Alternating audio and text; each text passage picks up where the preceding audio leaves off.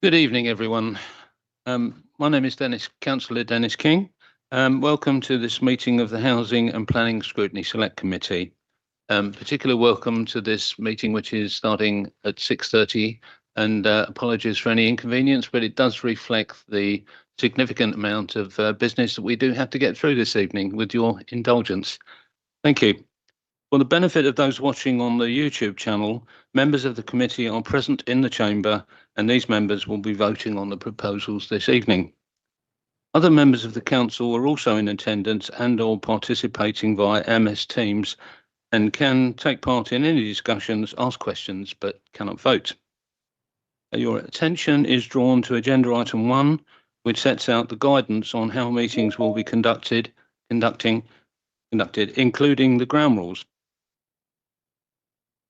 Before we start with the formal business, we will confirm attendance of voting members by doing a roll call. So I'll ask you, Alison, if you would introduce yourself and do the roll call. Thank you.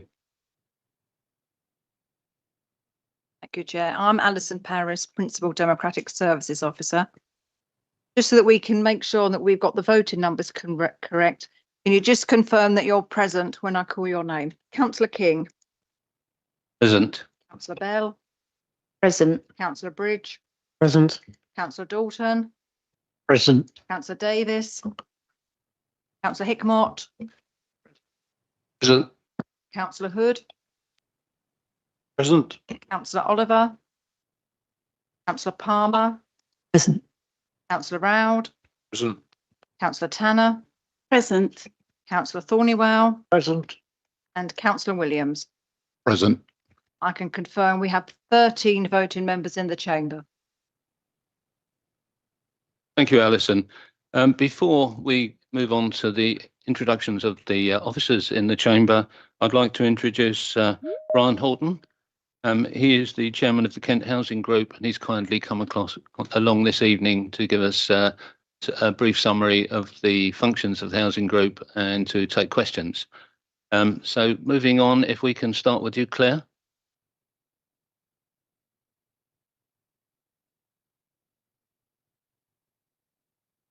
Good evening, everybody. I am here this evening to present.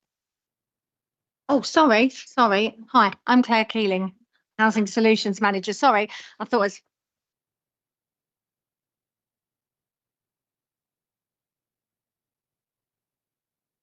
James.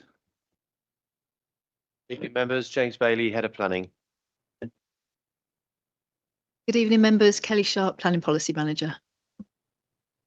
Good evening, members. Ian Williams, Development Manager. Hi everyone, Linda Hibbs, Head of Housing and Regulatory Services. Good evening, everyone. Eleanor Hoyle, Director of Planning, Housing and Regulatory Services.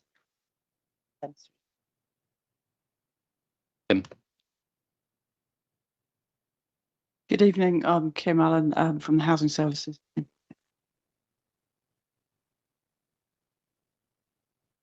Jenny, I understand that you are with us. There's not enough chairs at the front table. I'm Jenny Knowles. I'm the Planning Policy Team Leader. Thank you. I don't see any other officers online unless I can be corrected. No, thank you. I'll move on to apologies for absence. Do we have any, Alison? None received. Thank you.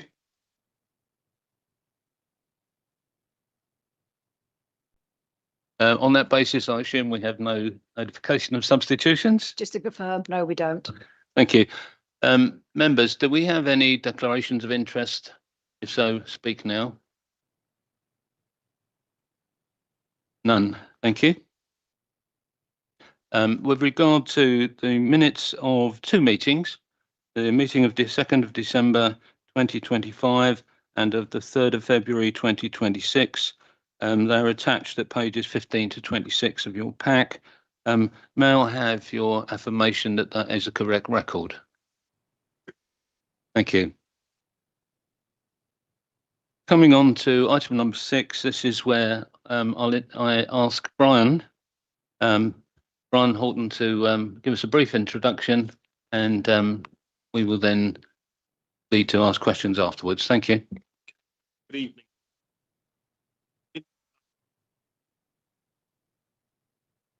Brief is not often a word that's used when I'm concerned, so I will try keep to time because I can see you have a lot to cover on the agenda. So I'm Brian Horton. I am the chair of the Kent Housing Group.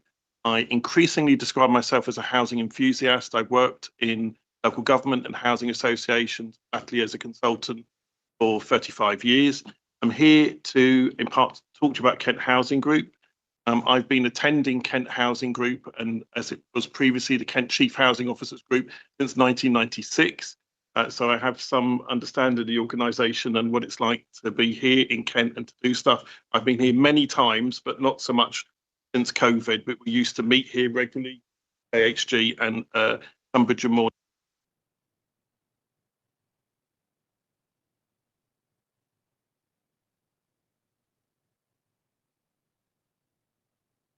Local authorities and housing associations. We also, through the meetings that we convene, engage with MHCLG, Homes England, planning colleagues, developers. So basically the whole paradigm of those involved in housing and development.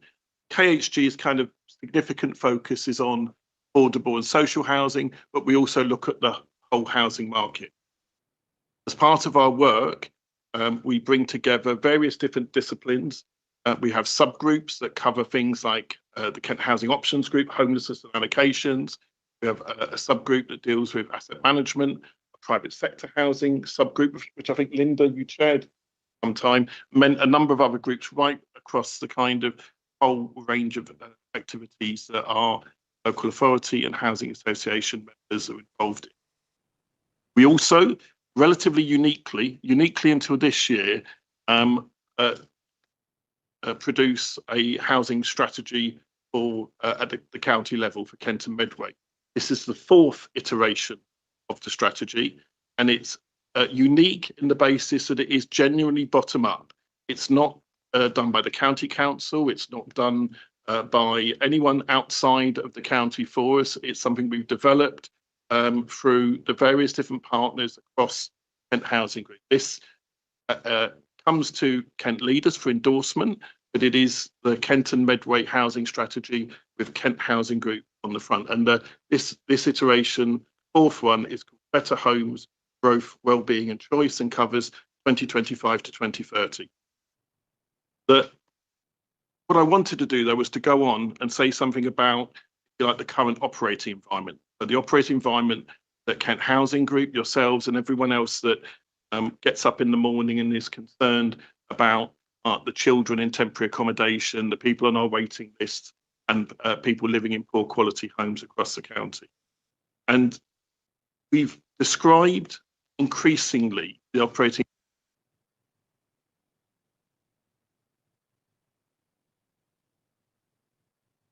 There are very significant pressures on various different players within social and affordable housing. You will know from your own work as a housing authority, homelessness, allocations, the pressures, and you've been managing, I was saying to Claire before, very successfully when you look at your performance against your peers, that ever growing tide of need that's presented to you. But we are in an environment where our housing association partners have increasingly reduced capacity to deliver new social and affordable homes. There's been a kind of perfect storm of issues that have come along that have affected their financial capacity. We had Grenfell with the various compliance issues following that, at zero, the cost of living crisis, which impacts interest rates in terms of borrowing, but also the ability to collect their rents from their tenants. And I could go on, and there's a whole range of things that have meant that their appetite and their capacity to do Section 106 housing much reduced, and their appetite and their ability to do housing that they're building themselves, land-led, it is reduced and very choosy. So that what we're finding is that places like Tunbridge and Moorling that have transferred their housing stock are finding it increasingly difficult to get RPs, housing associations, to deliver new homes. And I'm very happy if you've got questions on that to say more about that. What I wanted to do as well is in part dispel a myth. Many of you will believe that developers do not want affordable and social housing developments. That can be true in a very finite number of cases. But in my experience, a lot of my consultancy work are developers asking me to help them find registered providers or to encourage local authorities to take the Section 106 housing so they're able to bring their developments forward. In a housing market that is, quite up and down, the pre-selling of Section 106 homes to a housing association or local authority de-risks a sales component site and brings in cash at the very beginning of the scheme. So I think the trick for you, when those of you particularly that are involved in planning, is to see through those that might want to pull the rule, but also work in a constructive and productive way with the vast majority of developers and housing associations that probably need your help to be able to bring the homes forward that you need so that Claire and Linda and others can respond to your local need. What I want to say is, what can you do? Things maybe that you've not considered or not engaged with so far. And one of the things, certainly in other areas where they found that difficulty in getting housing associations to bring new homes forward, is to look at bringing homes yourself. Now, as a stock transfer area, building and developing has not been your core business probably since the mid-1970s. Terms of the council, and of course then you transferred your housing to what was Russet, I think, and then ultimately now is Clarion. But there's been a recent change in the rules associated with stock transfer councils and how many homes you can build before you need to have a housing revenue account. And that's been risen from 200 to 1,000. So I think as part of the work, and I spoke to some of your officers about this before, that if you are concerned and want to see more social affordable housing coming forward, then that's something to consider. And there are others across the county and other places that are doing this and finding that it can make a difference. There's the thing, I will stop talking because I'm probably close to my 10 minutes, if not over, is just to say back to Kent Housing Group. Kent Housing Group is quite special. I work outside of Kent as well as within Kent. When we're here, we don't always appreciate the quality of the partnership working, joint working that we have. And Linda is a shining example of what you put in, you get out. There are people that don't engage with Kent Housing Group particularly well. Those that are engaged with it, and it's that, if you put a couple of hours in, then it will save you 10 hours. It's that we're in that kind of territory. And as I said, what I'd just say is thank you very much for having me here this evening. Thank you for your focus on housing, and these things are important to us. Kent Housing, we're very happy to take any questions. Thank you, Bron. Very thought-provoking. As Councillor Hood. Thank you very much, Chairman. Thank you very much for coming along and your presentation to us. Can you just clarify what you were saying about the number of properties associated with becoming a registered provider? Has that figure increased or gone down? No, so it's not a registered provider because that normally refers to housing associations. As a local council, you transferred your housing stock some years ago, so you don't have a housing revenue account. In councils that are landlords, you have the general fund and the ring-fenced housing revenue account. Now, setting up a housing revenue account, a lot of work, great deal of governance.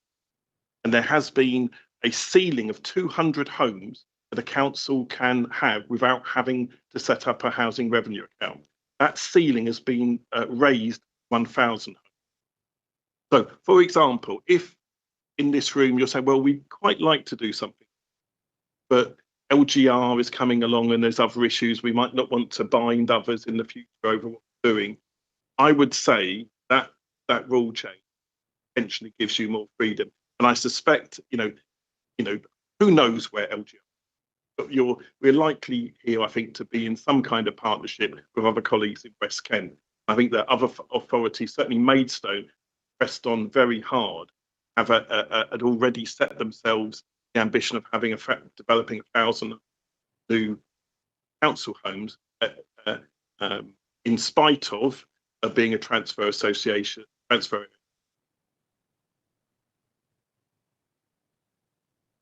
Councillor Tanner. Thank you, Chair. Within the report, it talks about establishing a lived experience advisory panel. Can you just tell us a little bit about that? Is it? It's page 43. Have I got the right report? Oh, okay. Thank you. I just wondered what the thought behind that is and how it is made up.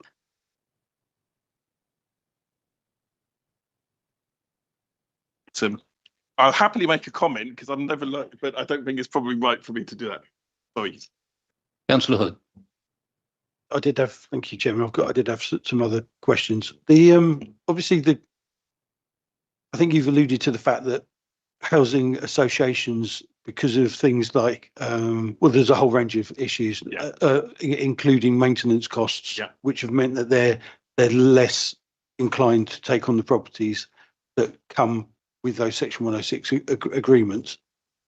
Obviously, with the advent of the grey belt designation, I don't think there's a single councillor in this council who agrees with the grey belt designation. However, that's going to mean there's 50% of all of those properties delivered through that are going to be affordable.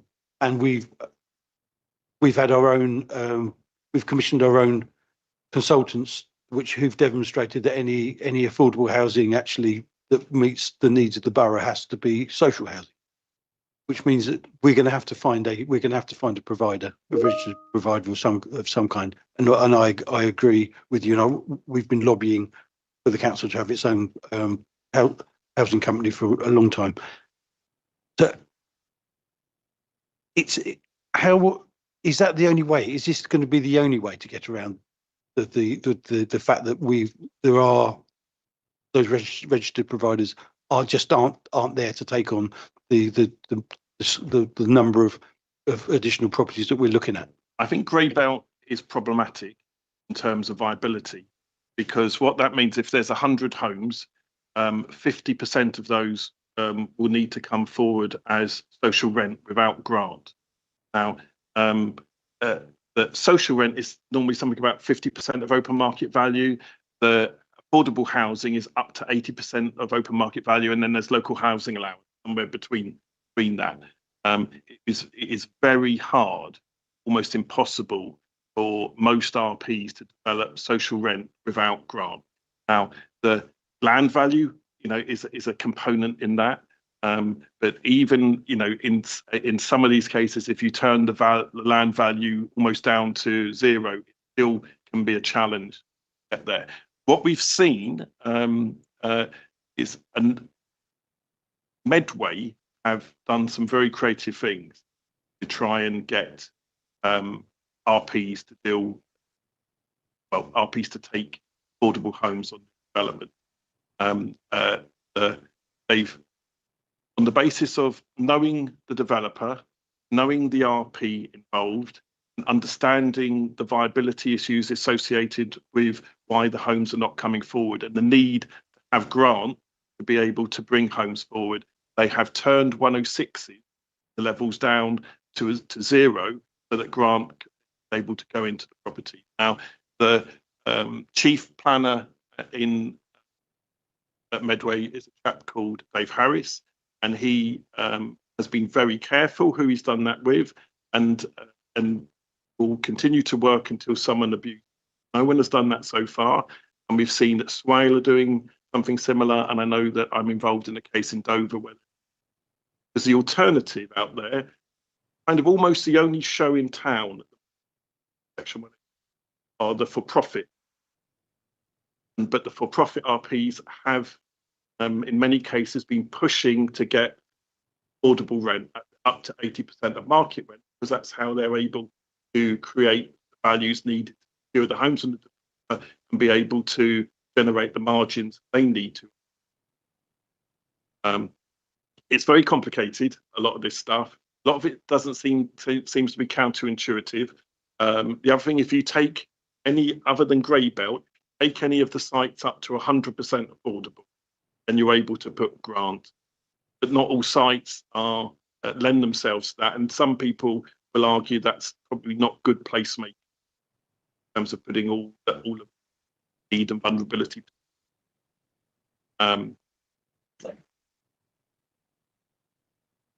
Of course.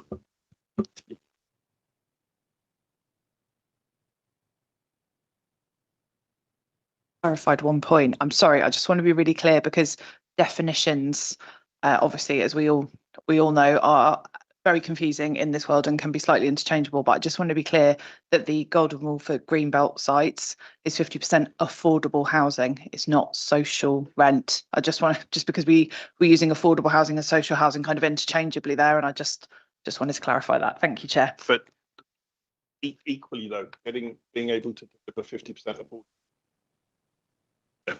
But the government, of course, is pushing, and with its new programme, it wants to see 60% of those new affordable homes, in the broadest sense, coming forward as social rent.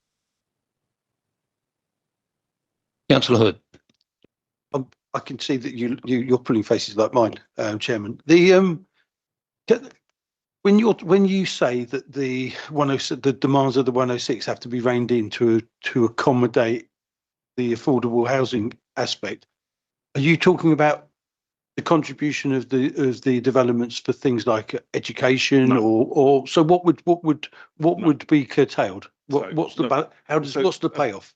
The payoff is that you get affordable housing or social housing that you wouldn't do otherwise, developments built out that wouldn't otherwise be built out. What we're saying is that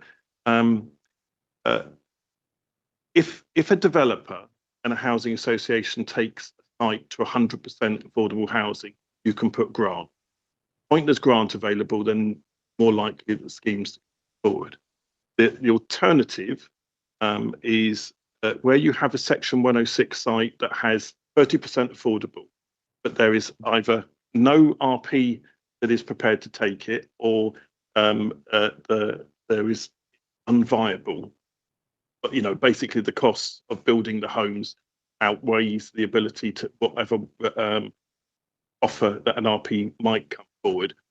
And what if you turn the 106 affordable housing contribution down?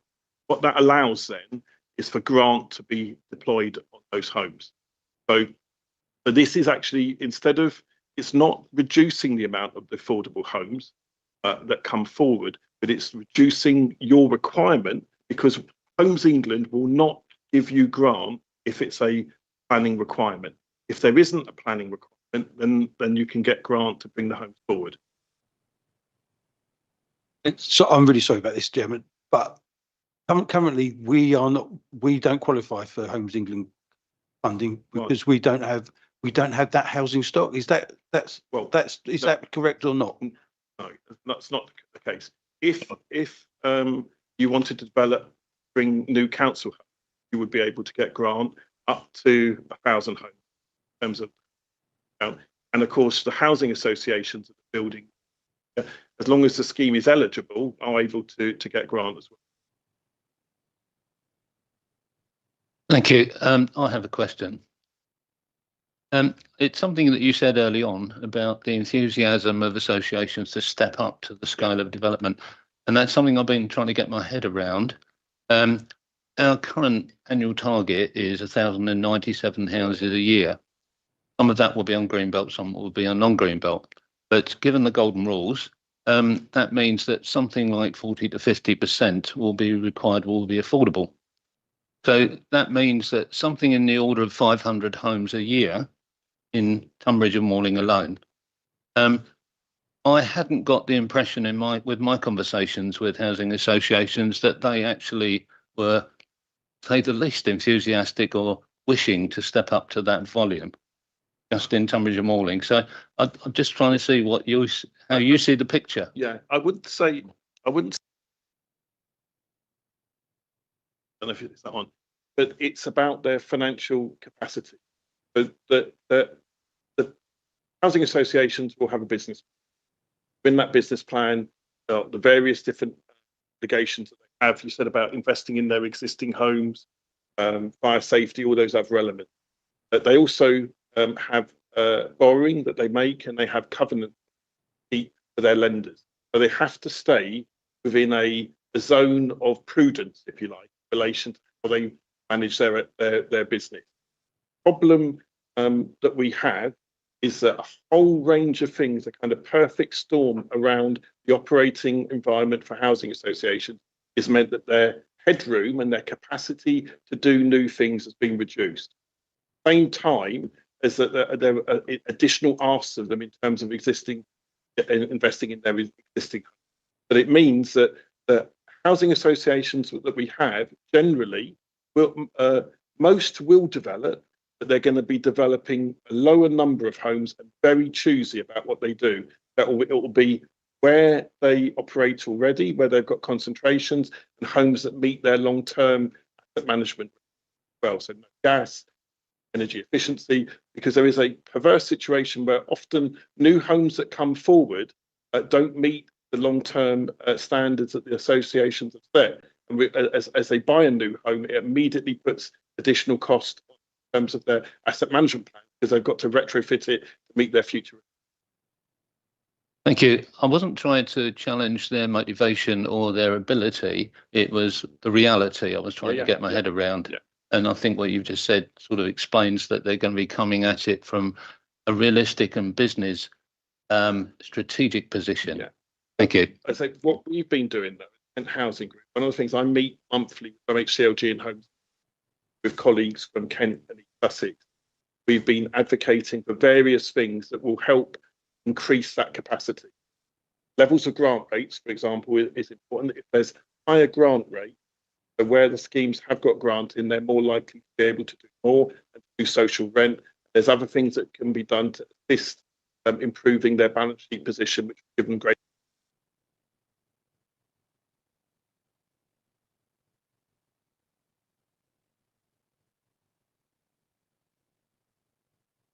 I don't see any other questions. Hands up. David. I was just sitting here wondering, but does it make any difference to all of this, which sounds exceedingly complicated, if they're developing their own land? Because we've got sites within the borough where in the past garage blocks were built. People don't use the garage blocks because they park outside their houses. And there's been efforts to develop some of those. Is there an advantage to them in doing that if they already own the land? If you own the land, then the value of the land is easier to control. Of course, land is a scarce commodity, and in an area like Tunbridge and Moorling, land has a premium associated to it, particularly land that is suitable for residential development. So, you know, if Tunbridge and Moorling have land, or the housing associations have land, then certainly that is a good place to go and look for the potential for new development.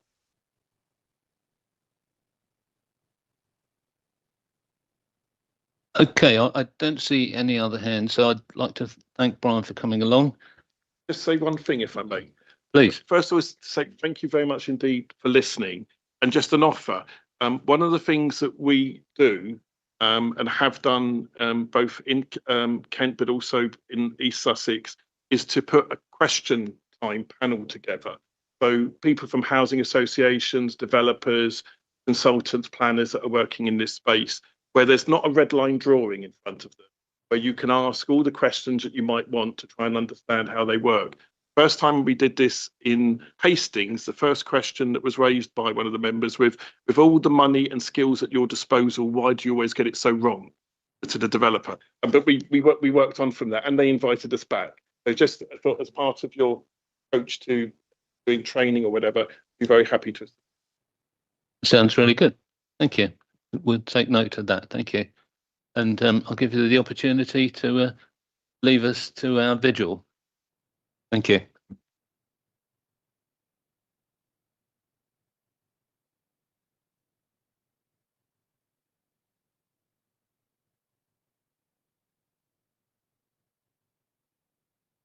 We're now coming to agenda item 7, which is the homelessness prevention and rough sleeping strategy for 2026 to 2031. It's going to be presented by Claire. But I'd just like to point out the recommendation is at 3.1, page 27 of the agenda pack. We have the strategy Annex 1, the action plan Annex 2, and the evidence base Annex 3. So over to you, Claire. It is me this time. Hello, everybody. Thank you, Chair. I'm presenting the draft homelessness prevention and rough sleeping strategy, which sets out our priorities for preventing and reducing homelessness in the district over the next 5 years. Homelessness continues to remain a significant challenge nationally, but also locally here in Tunbridge and Malling. The causes are complex, structural factors impacting, such as the rising costs of private renting and limited supply of more affordable housing, which Brian's just covered beautifully, and personal factors for people such as health, relationships and economic pressures. Strategy recognises the key role that we play in the prevention of homelessness, but also recognises that we cannot solve it alone and that we must work with partners and take a multi-agency collaborative approach, working with partners such as registered providers, the voluntary and community sector agencies, alongside the voice of those that use the services. The new strategy is built around 4 key priorities: prevention of homelessness, minimising the use of temporary accommodation, and where we do, ensure that we have good quality in-borough provision, maintaining the low levels of rough sleeping that we have, and to work collaboratively with partners. Been developed using national and local data and reflects the Council's statutory duties and our wider ambition to deliver excellent homeless services for those who need our assistance. Supported by a robust evidence base and a comprehensive action plan that will be reported on to evidence progress. Member support is crucial for us to start the process to adopting this strategy, initially via consultation and subsequently the adoption of this as a final document for implementation.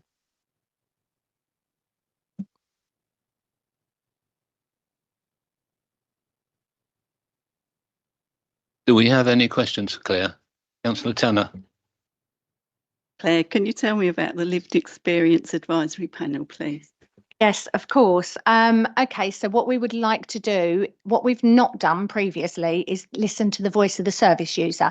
So people that have accessed the service, used the service, been in temporary accommodation, used the prevention services, just people that have come into contact with the service. We really want to kind of incorporate and listen to them because we think they're probably the best people to tell us how we can improve and develop our service. So I'm looking to kind of develop a lived service user experience panel, whatever we decide to call it, just to listen to other people's voices. It's important that we work with partners, but it's also important that we listen to the people that have actually been through the service and used the service because they've got the best experience. So that's what that's about. So, yeah.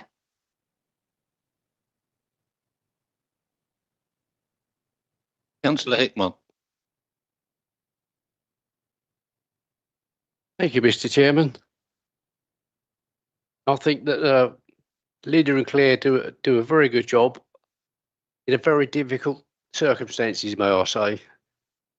To play a good hand, you've got to have the cards, and I don't really think they've got enough cards. I started talking about more social housing and more provision locally about when the Bradbourne application came in. I think this council is hampered. It can't really do much. It hasn't got enough money to provide the accommodation that we need. I think the only way that we can really set about altering this position is to make sure when all these developments come forward, there's a greater number of units for the poorer people in our society. And when you think about all the amount of development we've had, we shouldn't really be having homeless people here. We should be able to provide for them. So I think we need to step up and use the only club that we've got in our golf bag to try and improve this situation. Thank you.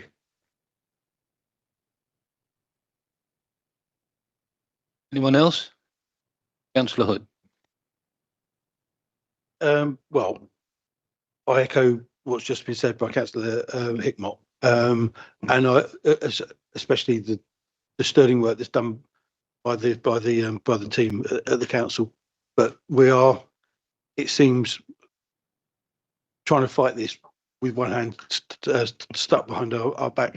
I'd just like some clarification about going back to the previous agenda item, and we know that the fundamental problem is we haven't got enough of the units, of these one-bedroom units. On page 66, it says demand is highest for one-bedroom homes. Now that, and it suggests that households are applying as they cannot afford to get on the property ladder. Well, I'd suggest that actually it's not a matter of trying to get on the property ladder. They're just trying to get some shelter. It's families trying to find a home. It's not. The fact of the matter is there simply isn't enough social housing here. And as I said, we know that because we've had our own consultants demonstrating that for us. And the council has failed to deliver affordable housing for decades. On page 67, we're told that 80% of households in temporary accommodation are being placed outside of the area. And I know the council's doing a lot of work in increasing the number of temporary accommodation units within the borough, and to get a geographical spread between north and south as well, which obviously I applaud. How can we get access to that funding that we were told that was spoken about earlier, that grant in terms of Homes England?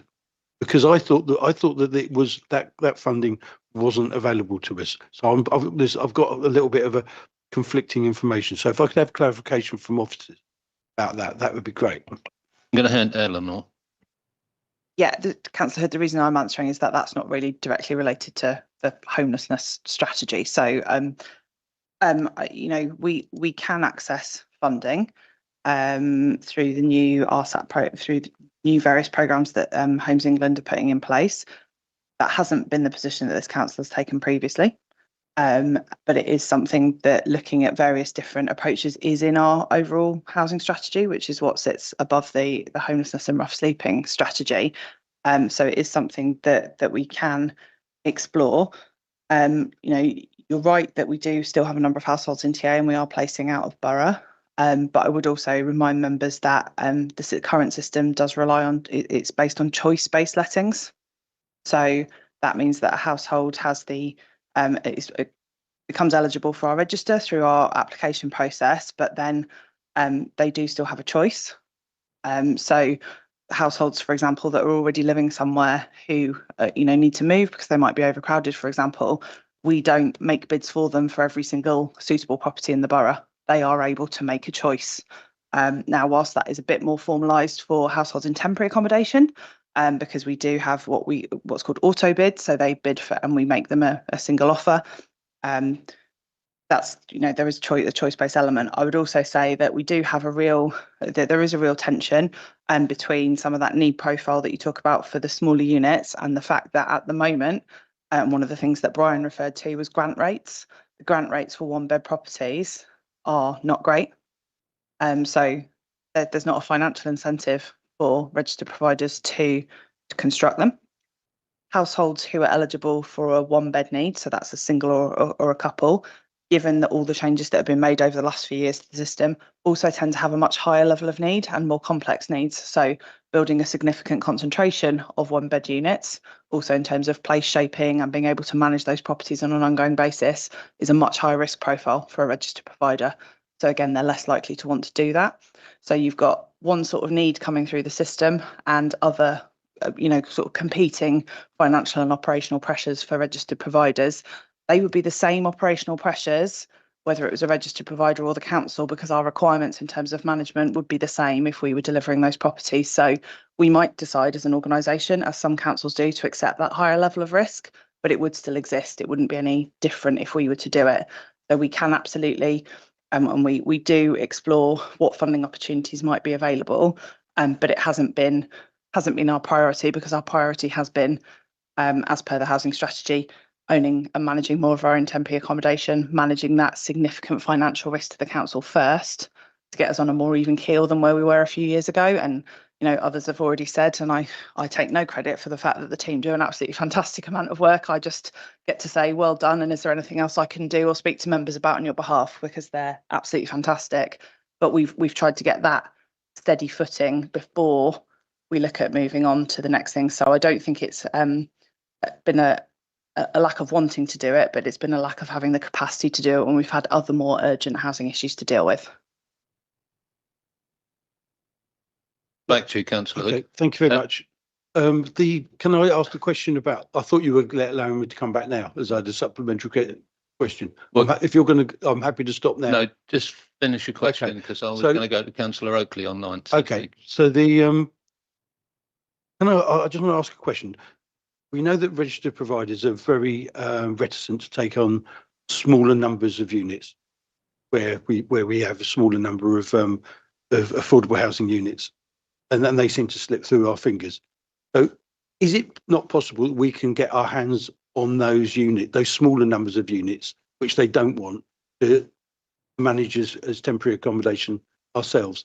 What's the scope of doing more of that and attracting that funding from Homes England, or is that too small scale for that to work? Yes, so the Homes England funding, temporary accommodation isn't eligible for that funding. It's only for permanent, for settled accommodation.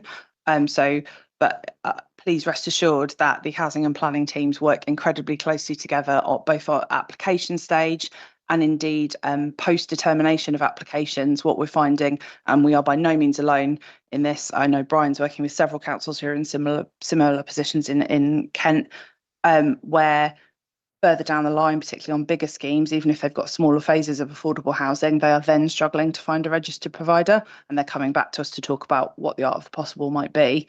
And so far, we haven't lost any units. We've had to, make some decisions, weigh up different options, and come up with things, and that's proving more and more difficult. We may well be in a position soon where we have units that an RP can't get anybody to take, and that's when we have to move into that next set of conversations. But obviously it's a much wider consideration than services in this directorate, because that is a huge financial burden for the council, and we're not currently set up for that level of operational management again as well. So that, it's not just the capital financial burden, but it's the potential ongoing revenue financial burden, all of which would have to be worked through before we could make any decisions on that. Councillor Oakley.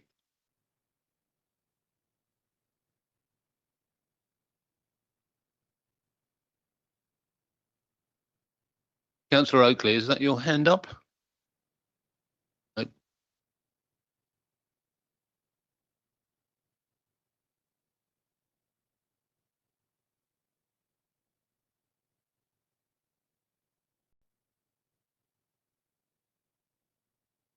You're on mute, Councillor.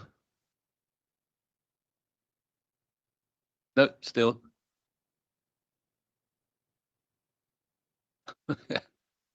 No, don't get carried away. We can't hear you.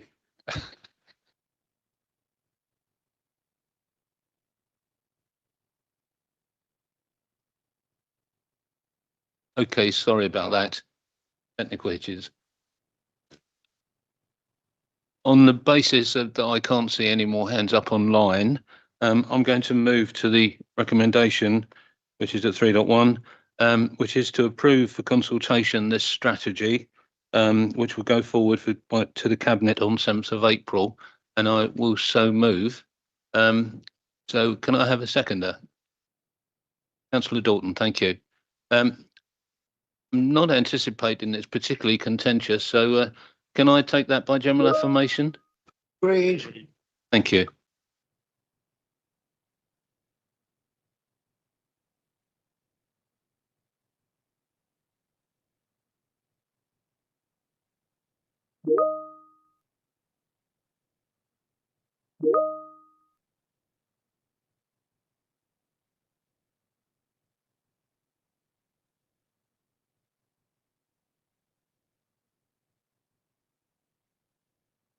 We will move on to item 8, which is the Local Plan Regulation 18 Stage 2 consultation update. So over to you, Kelly. Thank you. Okay, thank you, Chair, and good evening, members. Tonight we're here to provide an update in terms of the Regulation 18 Stage 2 Local Plan consultation. The consultation ran from the 10th of November to the 2nd of January. I'll cover a few things. I'll try and be as brief as I can. I know a lot on the agenda this evening. Just to start then, in terms of the consultation, the Regulation 18 Local Plan set out a draft vision and objectives, draft spatial strategy, housing and employment allocations, and also a full set of strategic and non-strategic policies. We also provided a wide suite of supporting evidence, including an interim sustainability appraisal, habitats regulations assessment, an interim infrastructure delivery plan, and also a range of topic-based evidence. The consultation also included a call for sites and also a draft active travel strategy, which was also out for consultation. In terms of our engagement activity for the local plan consultation, we undertook that in line with the Statement of Community Involvement and also the local plan engagement strategy. Publicity included letters and emails to all of our local plan database, website and commonplace platforms, the TNBC app notification, social media, and a leaflet was dropped to all homes in the borough and adjoining areas. And we also had a virtual exhibition and an explainer video. We also held a number of events. We had in-person drop-in sessions at Kings Hill and Tunbridge. The council leader attended 27 parish and community meetings, and we also held virtual drop-in sessions for parishes as well. Through the engagement undertaken, we achieved 14,000 or more than 14,000 online platform visitors, 36,000 local plan web page views. We reached over 55,000 people via social media, and we had 5,000 views of our virtual exhibition. Around 2,150 people attended a public meeting. In terms of the responses received, we received in total 6,456 contributions from 2,206 respondents. And we would like to thank everybody who responded for getting involved and to help us shape the plan moving forward. 71% of the contributions received were received via the online consultation system, which is a very good result. The remaining contributions were received by email or by letter, and this included 963 emails and also 38 letters. Many of those emails were kind of repeat representations, which mainly objected to site allocations, and this included 308 repeat representations for North Tunbridge for site TO1 in the plan, 37 for the North of Holborough site, which was SM1, 76 for Hildenborough allocations in general, and 39 for the Broadwater Farm site, which was site KH1.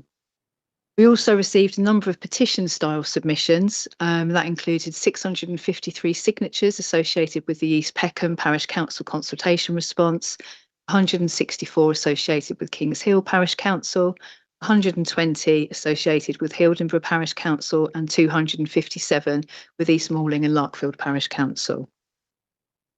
In addition, we received 28 new site submissions through the call for sites, of which 17 were new sites, one proposed new local green space that we haven't accounted for in the Reg 18 plan, as well as the 15 responses to the active travel strategy. In terms of the respondent profile, around 1,180 respondents provided some demographic data. The majority of our respondents were working age, so 67.5% of respondents. The majority, so 83% of respondents lived locally. There was a generally even balance in terms of women and men responding, and also most respondents were of white ethnicity, 91%. Overall, we consider that's a good spread of local views, taking into account existing demographic data for the area. In terms of consultation analysis and the process that we've undertaken, since the consultation closed on 2nd of January, all responses received via email or letter have been entered into our consultation system. All responses received have also been published on our website, and all supporting documentation received has also been published on the website, also taking into account personal information and redacting that. We've undertaken analysis for the 113 questions that were asked as part of the consultation under each topic area. This is also available on our website.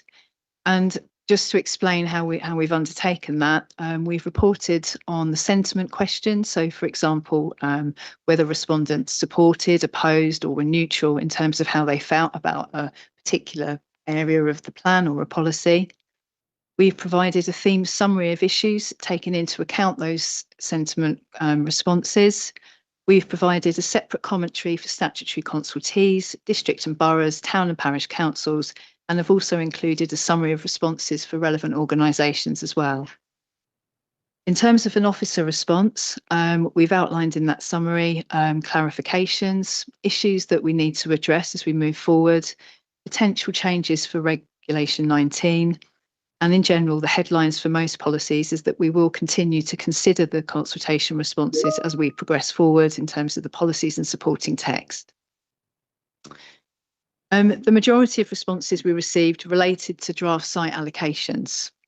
We've published all comments on our web page, and we aim by the end of this week to share with members informally a summary of those responses received for each of those sites.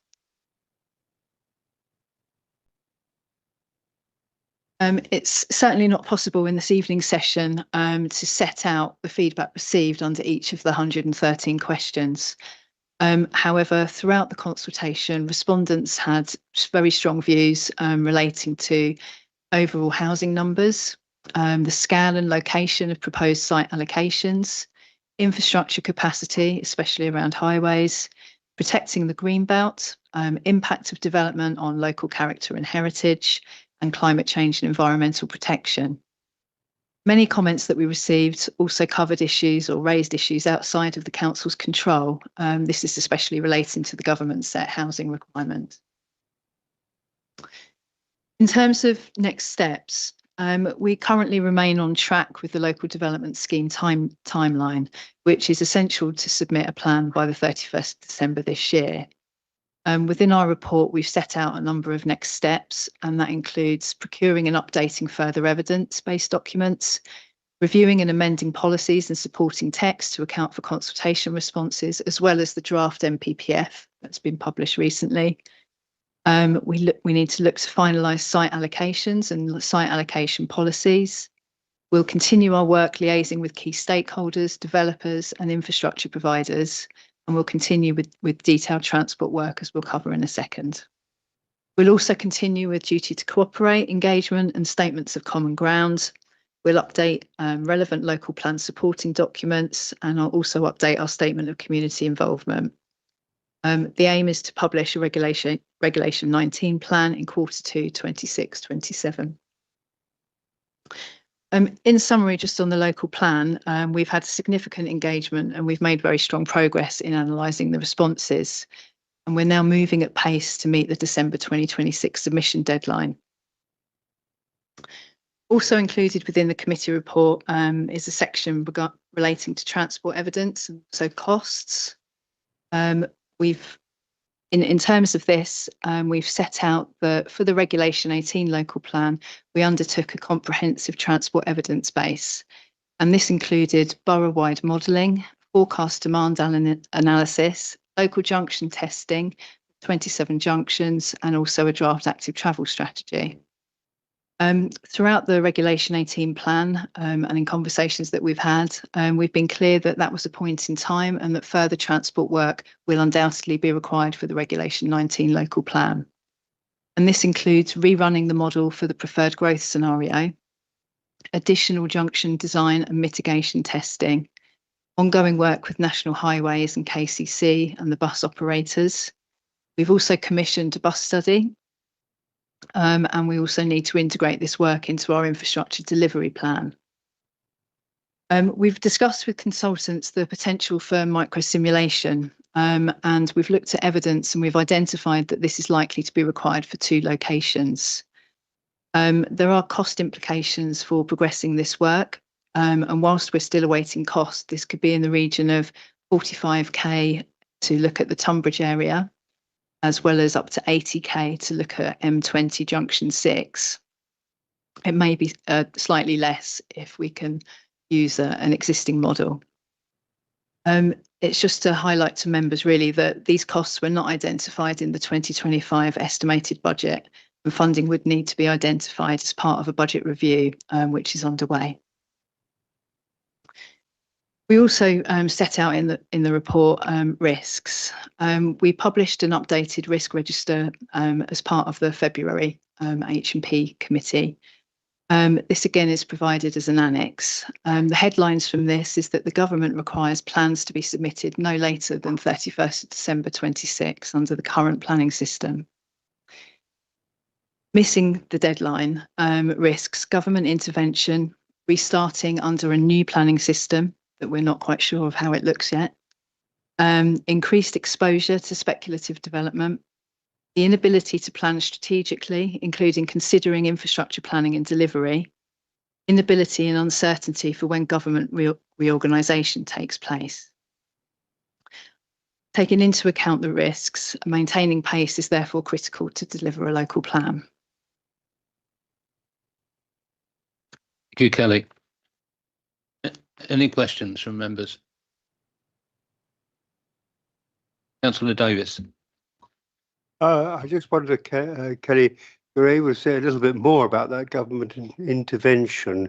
You did skip over it fairly quickly. It's page 87, paragraph 13.2. What form might that take, and what would be the effect of local government? Now we know a little bit more about where we're going with that. My second question is Gravesham didn't provide any feedback on Regulation 18. Does that in any way affect our duty to cooperate, or are they not a significant problem in that respect? And my final one is just a small one. I've been working on the 12th of December for some reason as the thing. Is there a change? Are they liable to change in our favour again? Thanks. I'll answer that latter. So the government have provided a deadline of the end of December, whereas in our LDS we've identified the 12th of December. It'd be quite nice to have a good Christmas and to submit that plan early. But we do have a slight bit of leeway there if required. In terms of Gravesham, obviously, we can't make other local authorities respond to our consultation, but we'll continue with ongoing discussions with all of our local authority partners, including Gravesham. So no, I don't feel that affects our duty to cooperate. In terms of government intervention, I don't know whether James wants to come in on this one, but if we're not seen to be progressing a plan, then obviously the Secretary of State can come in and can take that aspect of the council's work over. How that would look like, I'm not too sure. I think generally it would be the case that they would be asking us to progress in a certain way, but we would lose control potentially. Okay, James. I think in terms of MPPF, it's very clear. We've said to members of this chamber that government expects, under delivery under the current system, under the current planning system, that local authorities are expected to deliver objectively assessed need, up until the point of the December 26 deadline. So, they've been very clear on that. The advice that we've received and the advice we're giving to members is that we need to progress at pace in order to meet that deadline. And there is that prospect that if you don't meet that deadline, as Kelly said, government can intervene and take over plan making for us and instruct us to deliver sites and to deliver housing numbers, and they have control of the plan making process. So I think the report outlines those risks. I think we've set that out very clearly to members in past H&Ps, and also that is the point of our risk assessment that accompanied the MPPF version when this came back in February, and also currently, which has currently been updated. So, there is a real risk, but obviously we're having ongoing discussions with MHCLG as we move forward, and obviously we've had discussions with PINS, and obviously we have discussions in terms of our critical friend with PAS. So we're doing everything we can, but everything along the guidelines is saying that you need to submit a plan by that date under the current system, and it must meet objectively assessed needs. So that's what we're working towards. Councillor Thornewell. Thank you, Mr. Chairman. National planning policy in the draft that's been issued, is there any update on when that might be formally adopted by the government, thinking how that's going to proceed to feed into this process? Secondly, did I get this right, that 28 new sites have been proposed? And then there were 17. Is 17 of them been considered before, or are these absolutely 28 new sites that have not been considered before? And the third thing was, gave a list of the places. Were there no objections to Bradburn?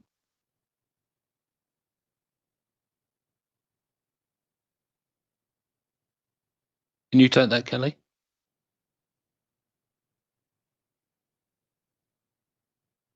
I can take those questions. So in terms of the NPPF, I think the latest on the street is July, so it'd be a summer publication.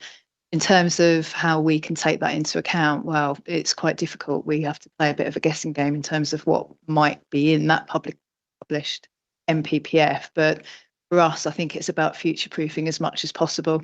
And then, you know, there's such a short period of time between July and, you know, August, September time. So we will have to do what we can in terms of making sure that the plan is future-proofed. In terms of the law, yes, there were 28 sites submitted. Only 17 of those were new sites. So 11 of them were sites that we were already aware of, potentially with, you know, new contact details or something.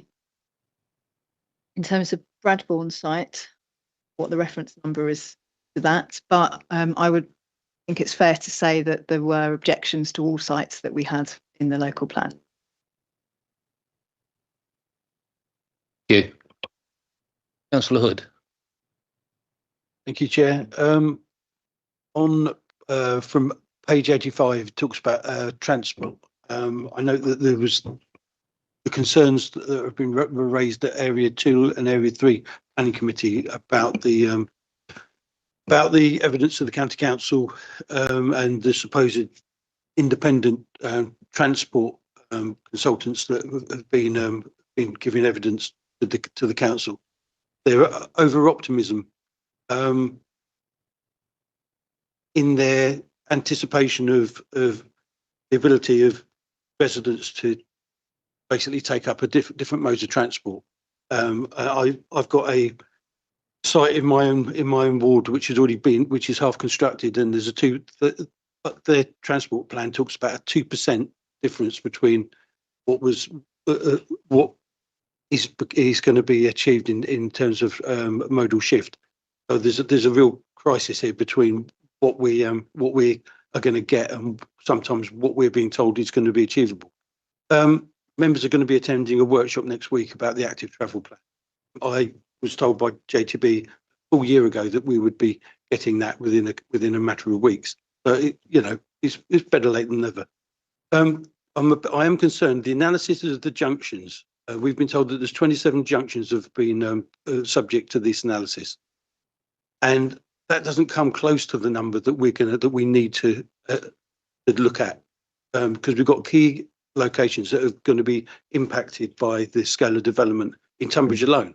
So we haven't got the junctions at the Star and Garter. We haven't got the junction at the Ivy House. We haven't got the junctions on the spine of the road coming in from Bidborough Ridge into the town centre.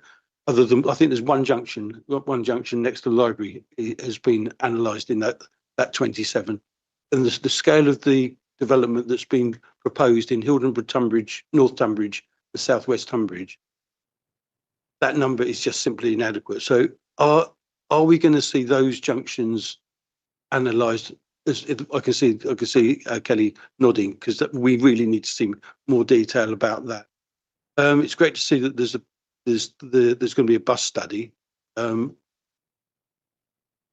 been badgering the council about an active travel working group.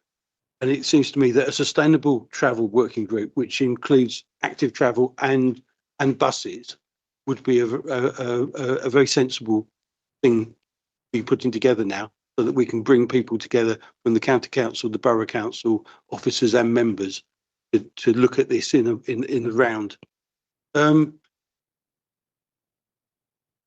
that active travel document, that plan, doesn't seem to take account of the huge amount of development that's been proposed in Hadlow. We've already got applications coming in for Hadlow, and yet there's no Tunbridge to Hadlow active travel route identified there at all. So it'd be interesting to see what comes out of that workshop next week. Can I ask, how are we going to be able to evaluate and to consult with the public over those 17 new call for sites and locations within that time frame that we've got? It's really tight. How are we going to be able to go back out to the public, or is that just going to fall within Regulation 19 now? Yeah, okay. And then if I can have some clarification about those things, and then I've got a question about the risk register. We'll try and pick those up. I'm going to deal with in terms of the microsimulation that we discussed earlier, and the junctions you refer to, 17 junctions, they're not being sufficient capacity. And then also I'm going to deal with the Bradbourne modal shift issue, because I was at planning committee area 2 and area 3. If Kelly could pick up the other questions, if that's all right. I think a lot of them have been answered already because you're nodding to answer your questions, but let me deal with the issue in terms of microsimulation. Part of the presentation and in the report, you'll notice that obviously it's been suggested that there's further work that we need to undertake that was not part of the work that was done under the stage 1 for the Regulation 18B consultation, where that looked at 27 junctions with 10 junctions requiring mitigation. So following on from that, we've had further discussions with our consultants and with Kent Highways, and that's where this micro simulation issue has come up with, in terms of using an existing baseline model, and it's called in terms of VISM modelling, and that gives more detailed micro assessment of the junctions and how they operate, and how they effectively, if you mitigate one junction, how it backs up on another junction. So the additional cost for that is what's set out. Kelly's already referred to that. It wasn't factored into our costings in terms of our budget projections in 25, and hence that's why it's been noted here for members to note that there's likely to be an additional cost for that, and we'll have to look at that in budget projections. But that micro simulation will look at all junctions across Tunbridge. So that provides a much greater picture across that area, where we'll need to look at the impacts given the specifics in relation to Tunbridge. So we're going to have to look at a lot more detail in that. That's what that will do. That will mean that some of the junction modelling that we've set out in the original Reg 18B might not need to be undertaken, because it will be covered under this micro simulation. So that's the review that we'll have to undertake. Also, with junction M20, junction 6, there's further modelling required on that level, again with micro simulation. So those aspects, and that's a normal issue that you do come across when you're gaining further feedback, further evidence, further discussions with statutory consultees, and also in terms of representations coming back from the local plan, which will require further evidence gathering. So that's what we're doing. With regard to the issue of modal shift, obviously the Bradbourne set an aspirational modal shift level. Now that's in the MPPF, and unfortunately, as I said to members on that night, that is government policy in terms of changing from a provide and predict, or predict and provide, to a vision-led approach. Now that is enshrined in paragraph 115 of the MPPF, so it is government policy, and obviously we have to follow government policy, and the local plan, in order to be found sound, has to follow the alignment in terms of government policy and in terms of legal compliance. So we have to then go down that route, and I appreciate it is a shift change, both in a policy approach, because it's a new policy that's come into the MPPF. It hasn't been around for long, and that is sort of a shift in both approach and mindset. But that is what the government is seeking to achieve, and that's what, which is why in terms of the stat consultee on the Bradbourne application, they set out that it's it's a visionary led approach in terms of they were in terms of their comments. I can use an example when we were looking at the Grade 1 listed church and the impact of reducing that sustainable movement corridor. Active Travel England was saying, well, we will accept nothing less. So they were really staying on the basis that, and they're the government statutory consultee, were saying that this is a visionary-led approach that needs, that follows government policy to the strict letter.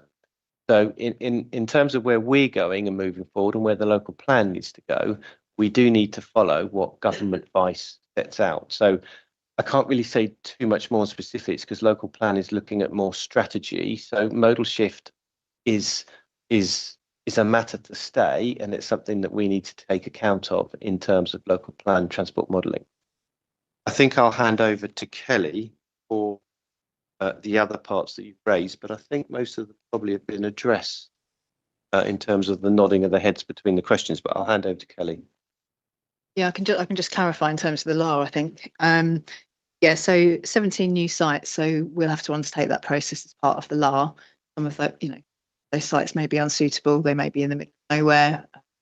So we'll take that assessment and then we'll look at how we deal with that moving forward for the local plan. Is there any other questions that we've missed? No. All I'll say about the modal shift matter is it is entirely impractical to rely on active travel when you haven't got if you cannot deliver a full route active travel scheme, then you're not going to get modal shift. So there's a complete lack of reality. I'll go on to the risk register now on page 118. Risk number 15. It relates to not meeting the minimum housing need requirement. Now, the leader I know has written to the government in light of the South East Water notification that they will only be capable of supplying 1/3 of the proposed almost to 20,000 properties over the course of the local plan. So it seems to me that we need to hear back from the government what their response is going to be, because this isn't just a Tunbridge and Malling issue. This affects all the councils around us and all the councils across Kent, because we're talking about 13,000 additional homes in every year going forward. So obviously we've seen statements from different MPs in the last few days. So it seems that this risk, is there, in the officer's opinion, is there any chance that we are going to be able to see that housing need requirement altered? Is there any any precedent of that happening elsewhere in the UK for these kind of? I know there's been issues in East Anglia with Anglian Water. I'm going to ask Eleanor to address that. Thank you, Chair. As members will be aware, you've all received a confidential briefing note from me on the fast emerging situation with South East Water. You're right, Councillor Hill, we need to hear back from government. Officers have been in detailed discussions with them and with South East Water over the last few weeks. And we're waiting for some feedback. I don't think it's appropriate, therefore, at this point, with officers to give an opinion on what the chances of different routes forward on the local plan might be, because we just don't have enough information to answer that question for members properly at the moment. And I don't want to raise or dash expectations, depending on how you look at these things. There are several options that will need to be explored, some of which will be in the council's gift to decide how we move forward, and some of which will not be. And so we have to work that process through with MHCLG officials and with their ministers as appropriate before we're able to update members publicly. And as per my briefing note earlier, I will update members again confidentially and then publicly as soon as I'm possibly able to. Thank you, Eleanor. Just to be clear, I'm going to go to Councillor Taylor, then Councillor Bridge, then Councillor Tanner. So, Councillor Taylor. Thank you, Chairman. I'm not a member of your committee. I have one brief question, and then if I can, I'd like to come back towards the end of the debate. And the question is, in the answers to questions that were published on the website, any question with an answer longer than 12 lines was curtailed. Has that been resolved?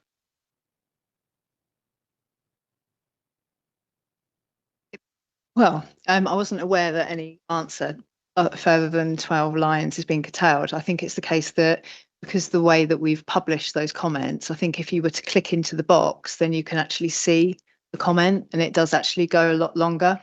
And in the formula line at the top, yeah, but that's Either in the formula that's line like, or also in the box as well. If you were able to click on the box, then it does No. actually go like, I'll look into that. yeah, Councillor. thank you, because it's like trying to read newspaper through a letterbox. Yeah, as you can imagine, trying to deal with over 6,000 comments was a task and a half, but we'll look into that, not a problem. Councillor Bridge. Thank you, Chair. Looking through the summary of the comments received back as part of the consultation, it seemed to me a lot of our residents expressed concern about the provision of infrastructure and that the local plan wasn't very firm on this. It was we should, rather than we need or we must. And it sort of chimes with conversations I've already had with people. You know, whenever I talk about development or local plan, people express concern about the provision of infrastructure. They tell me, you know, our roads are already congested, the water supply is already problematic. There's pressure on school places, GPs, etc., etc.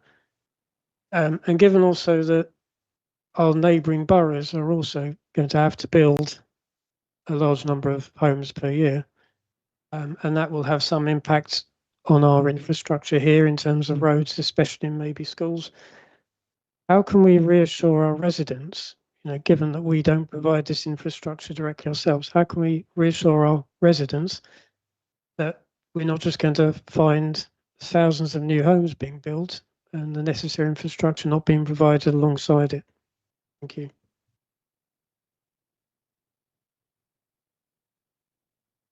I think the key document that goes alongside the local plan is the infrastructure delivery plan. And you know, we've provided an interim position for the Regulation 18 local plan, which is perfectly acceptable to do, with more work, more engagement, more consultation with our infrastructure providers to then inform a greater and more informed position for Regulation 19. You know, that work is ongoing. It's an iterative process. In addition to that, the Regulation 18 local plan didn't set out site allocation policies. You know, we listed sites. We said how many houses will go on those sites potentially, but we didn't list out what else those sites can or will provide. So I think that will assist in terms of when we go forward with the local plan. But the infrastructure delivery plan, I think the more detailed that can be, hopefully the more confidence it can provide. You know, we do need to ensure that we, you know, give the correct messages out that, you know, with growth, with housing must come infrastructure. We can look at to see how we can strengthen our infrastructure policies as well. But we're also going to have to, you know, sit at examination in front of a planning inspectorate. And actually, you know, part of our job is to make sure that infrastructure is delivered alongside growth. And that's set out clearly in the MPPF. We will have to prove that as well. Thank you, Eleanor. Yes, thank you, Chair. I just wanted to add, Kelly's entirely right on everything she said. I do also think there's a bit of an exercise for us leading up to Reg 19 around managing expectations, because actually, you know, various conversations that I've certainly had over the last few months, you know, transport's a really good example. People talk about a phrase that gets used is about severe impact. Now that has an actual definition or set of, you know, case law around it in certain planning appeals. But if you asked a member of your community what a severe impact was for them, I can almost guarantee that they wouldn't have anywhere near the same threshold as some of those technical definitions that get used. And actually, we need to be doing a better job. The whole system needs to be doing a better job of explaining that. You know, you mentioned schools there, Councillor Bridge. Actually, the data around lower birth rates, and the commissioning plan for KCC education over the coming years doesn't show a significant issue in many areas in the borough. There are some areas that have issues, but it's not wholesale. So again, actually managing some of the definitions around that and what's considered an acceptable distance to travel, not what we might consider an acceptable distance, but what is for planning. I slightly hesitate to say GPs. I think we all, having discussed this in this chamber many a time with members, and provided information on behalf of the ICB, I think there are very different views in communities about what an acceptable wait time, number of patients, distance to your primary care facility is compared to what the ICB are actually required to deliver. And that's quite a big gulf. And I think that's not to say we should give in and not try and do better. We absolutely should. And we should have a really thorough IDP that helps deliver that, excuse me. But actually we do need to manage some of those expectations a bit better around what planning policy can actually do and can't do. And I'm not certain we always do the best job of that. And it's something I think we need to reflect on ahead of presenting a Reg 19 plan to members with a maybe a stronger set of FAQs around that, and developing those sooner and developing them with members, because you're the ones who most frequently get those questions from your residents. Thank you, Councillor Tanner. Thank you, Chair.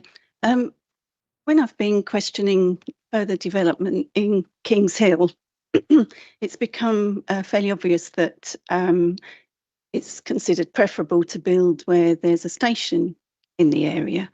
But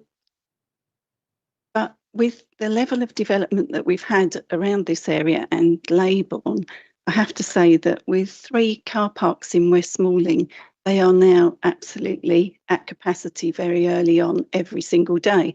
And I have shared emails that I've received from residents with James about this, because a lot of our residents are having to drive to South London stations and parking there to commute into London, because we literally cannot get parked at the stations.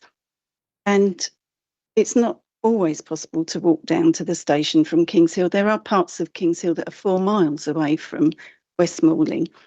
And we used to have a bus service that was provided from S106 monies, that used to just provide a shuttle service backwards and forwards to the station. But that S106 money's only lasted 5 years. And so now we don't have that bus service anymore, and people have to find their own way to the station. So I just really wanted to highlight this, because, Kings Hill's a little bit ahead of the rest of the borough when it comes to development. And we are stacking up this same problem for other areas. I feel that, we'll build where there's a station, but then there's, again, no infrastructure to park your car at that station. So my question is it possible to consider this within the local plan, or is that out of the question? Do we just carry on building? Thank you. Yeah, I mean, interesting. It's not something that we would normally on a call for sites allocate in the local plan for car parking. However, obviously, there's nothing stopping the landowner around the site knowing that there's a need for car parking, and obviously submitting a planning application and considering the merits of that planning application based on a need. I mean, it's recognised that the car parks are at or nearing capacity, and therefore, the landowners, and there are sort of informal discussions. I won't go into detail on that basis, but it is recognised that that's an issue. The landowner, who actually owns 2 of the car parks, is well aware of the current position. But obviously, there are all sorts of agreements tied up with lands that have to go forward normal processes. So I think that situation's aware, but there's nothing stopping a landowner now from submitting a planning application and that being considered on its own merits. And obviously that would be within members' discretion. If an application were to come in, they could consider that, call it before committee, and you'd have to sort of demonstrate the circumstances to prevail at that time. So I think in the basis, that could be dealt with at any time. It doesn't have to be dealt with through the local plan. But you're correct, the new, and Kelly mentioned it, the new NPPF has within it almost a presumption in favour of development near sustainable railway stations. And again, as Kelly referred to, we've got to look at how we future-proof the current local plan to accommodate that, because we have a number of stations in the borough that are similarly aligned along that purpose. So we need to make sure that our local plan is up to date now, albeit we're being examined under the current NPPF. So our local plan will be examined under the current NPPF, not the soon to be adopted summer. Let's see if it comes out in summer NPPF. So some things that we need to consider, mainly to make sure our plan is robust, but hopefully that's dealt with a situation that could be remedied at any time.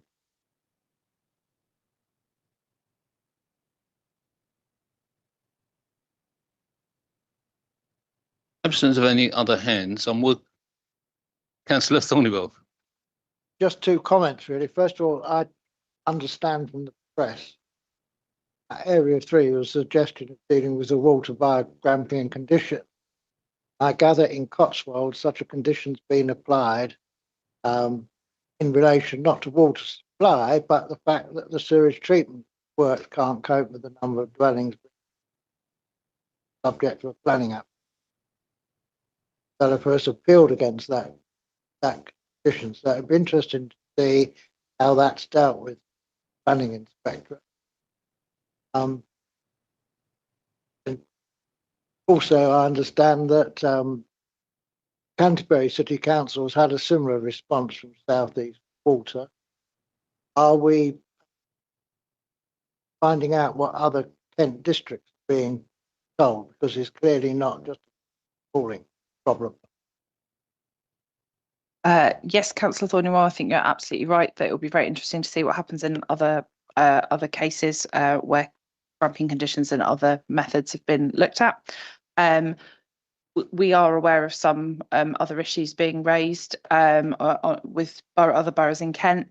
And whilst we will be looking to have informal conversations where we think those will be helpful, one of our key messages back to MHCLG is that we hope that those other councils are doing what we're doing and making them fully aware and ensuring that they're engaging on it. But we have left them in no doubt that there are other issues that they need to be making sure they're cross-referencing all of the information that's given to them and coming up with the responses that don't look at these piecemeal. So that's our position at the moment, and we hope that their responses cover that. Thank you. So I'm working up to giving Councillor Taylor the last word, but I'm afraid you're going to have to indulge me first. Sorry about that. I want to make it clear that I do appreciate the amount of work that's gone in over the last 9 weeks. I know that some of the statistical analysis was with the aid of AI, and I believe the officers have taken on the mammoth task of delving into some of the actual sense and sentiment of the words that were submitted. Yes, there was a good level of response to the consultation, but I will add that I got a relatively large number of complaints about the online application. That may reflect the age of the people within my ward, but I did try to field them. But the application was a wee bit of an evolving animal. It did change format a little bit, and I think the IT group did an amazing job of expanding the amount of text that was input and what have you. So it was a balance, and some people just prefer to actually, they're reluctant to use applications, and they didn't like to be policy driven by the format that was offered, and they weren't happy with the technology. And people do feel that a written response, which is allowed to them, and they can make a personal statement and to emphasise the strength of feeling in the way that they wish to do it. The 71% take up of the application was a strong result, but 29% didn't use it is also a point to note. We will never know how many people were put off using it altogether, but then that's always the problem with any consultation. But as pointed out in item 6.3, the residents of my ward of Higham are mentioned in dispatches. The 308 representations by email denote a very large number of people who specifically objected to one particular site in Higham. However, it is accurate to say that that was all it was. That was not all it was. The emails included a wide range of comments both general and policy specific. They were not all the same. In fact, some were very qualified individuals, including planners. At the very least, they do reflect the strength of feeling and the size of bucket that they're being placed into. The 308 offline responses probably combined with the online responses for my ward to represent between 500 and 600 submissions, which, depending upon which number you operate on, and that's quite difficult to tell, that reflects something like 15 to 26% of the input from just one ward.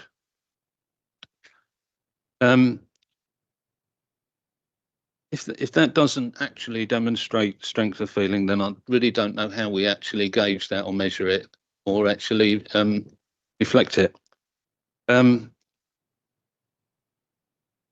I've gone through the general responses to the submissions online, I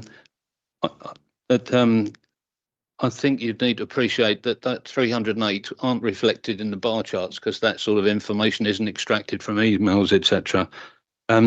Also has been said, any reference to the scale of the housing targets has been sidelined because it's contrary to the diktat of the government. However, I do feel that we should know the level of disquiet or unrest from residents as a result of what we're being told to do.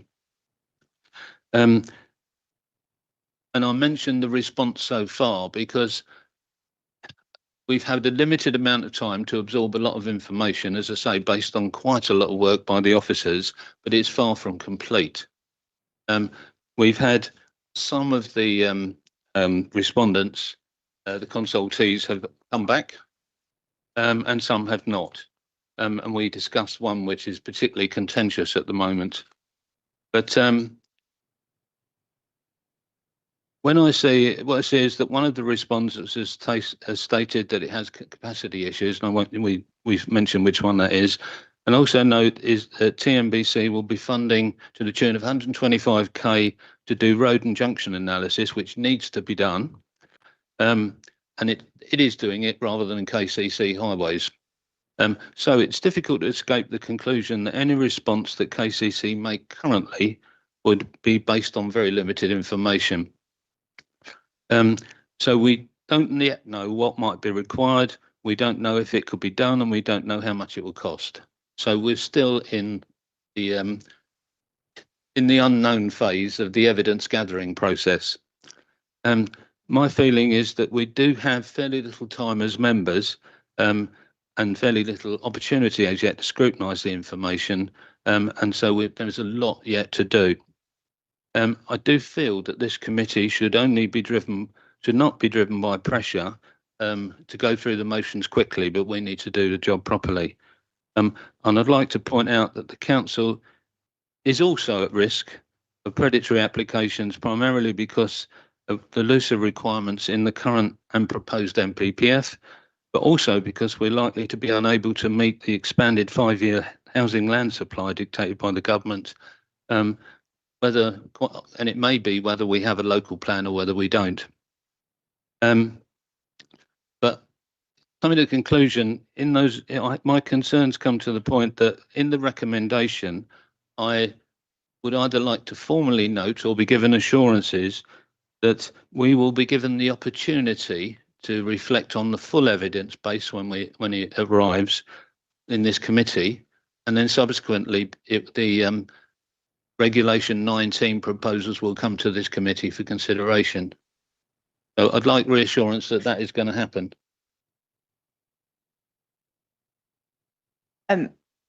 So we obviously, it's been referred to many times when we've discussed with this committee, the very tight timescales that we are working to.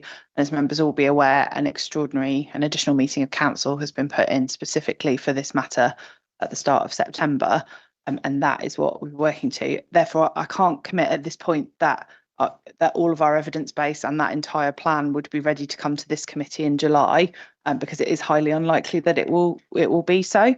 However, what we will be doing in the coming months is, with some similarities, but obviously differences as you work through some of the issues raised at Reg 18 and things we need to resolve before Reg 19, is a further programme of member engagement. around specific policy issues and site issues, to give members the chance to have that input, as you did into Reg 18, in what certainly from an officer perspective was a really positive and useful process. But realistically, given the time frame we've got in front of us, the July meeting of this committee wouldn't be receiving absolutely everything ahead of the Reg 19 reports being proposed for council at the start of September. That said, obviously, anywhere where we do have bits of evidence, where things are completed, where we have drafts to discuss with members, we can undertake to do that in whatever the appropriate forum is. Thank you, Eleanor. I'd like to hear opinions from the floor, because the title of this committee is Scrutiny, and there is yet an awful lot that needs scrutinising. And so I'm prepared to formally propose an amendment, but along the lines that I suggested. But I'd like to hear from members on the floor whether or not you agree with what I've just put forward, that this committee should be a vehicle for looking at the full evidence base and for considering the Regulation 19 plan before it goes out to consultation. So can I have some views on that, please? Councillor Hood. Yeah, thank you very much, Chairman. Yeah, I would certainly support this committee having a view of as much of the evidence as possible before the publication of Regulation 19.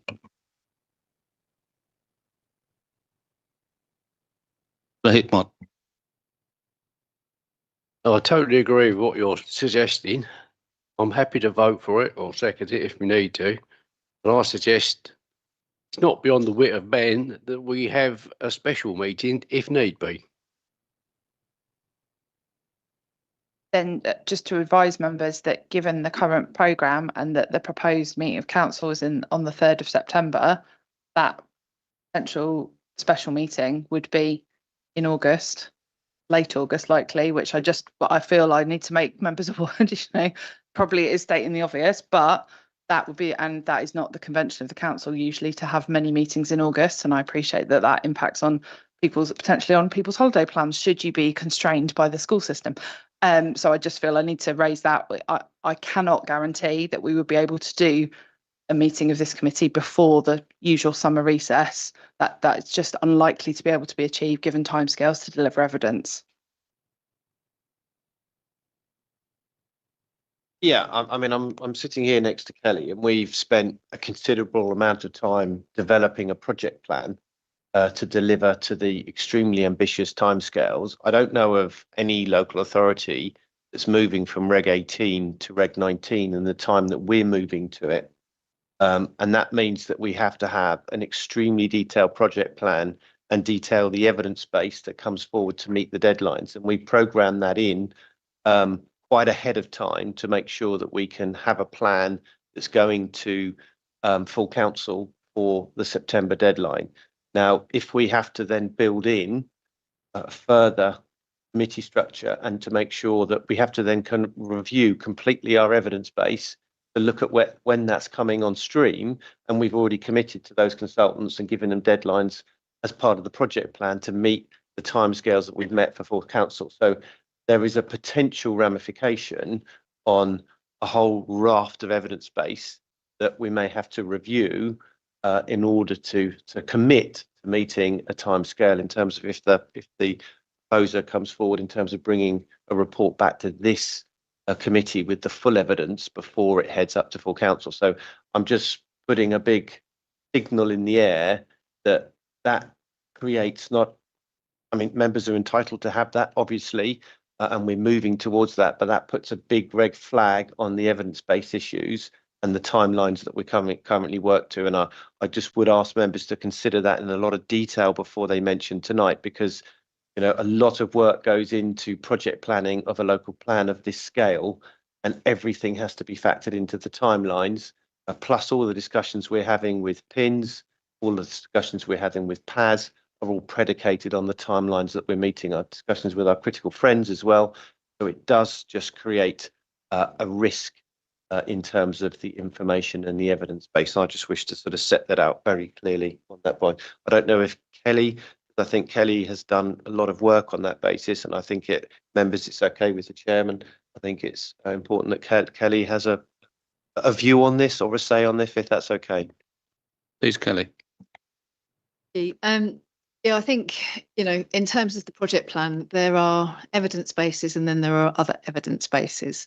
And some of our evidence bases have to feed in then to other evidence bases. So a good example of that would be sustainability appraisal, which is a key piece of information that the local plan, it's an iterative process, it's an ongoing process, but we have a timeline, for example, where we will undertake a piece of evidence and then that also needs to feed into that sustainability appraisal. So it's kind of like this lag time. But I think, as we've been progressing the local plan, we have been publishing evidence bases as we've received them, so that members can take that evidence into account as soon as it's available. And I would like to continue to do that because I feel that it's very important to make sure that people have enough time to understand within it. So we'll continue on that basis. Certainly, we are, I can't tell you the amount of work that officers have done over the past few weeks in terms of bringing the Reg 18 consultation to you today, but to actually put a programme in place that kind of expedites that and makes us work sooner than we're possibly able to. And it's also not just us, it's our consultants as well. We are working at a pace, I think, that no other local authority has ever worked at in this country, potentially. So to actually bring things forward to a meeting, I'm not sure actually whether it's achievable, but we will certainly try to bring that evidence base to you as soon as we possibly can. Thank you, Councillor Tanner. Thank you, Chair. I don't think any of us like what we're being asked to do here, but having experienced development in Kings Hill where we've refused the application and then the control's been taken away from us, and the development's gone ahead anyway, but we've had to step away from any control of that. I personally would be reluctant to jeopardise the timing of the local plan. I think we possibly need to trust the officers to do their work and get it done for us in the timeline. And in that respect, we would then keep control of the development that's in our area rather than lose it as we have here in Kings Hill, and it's not turned out very well. Thank you. Sir Davis. Chairman, I think we've got to proceed with extreme caution on this. We have a deadline of the 31st of December.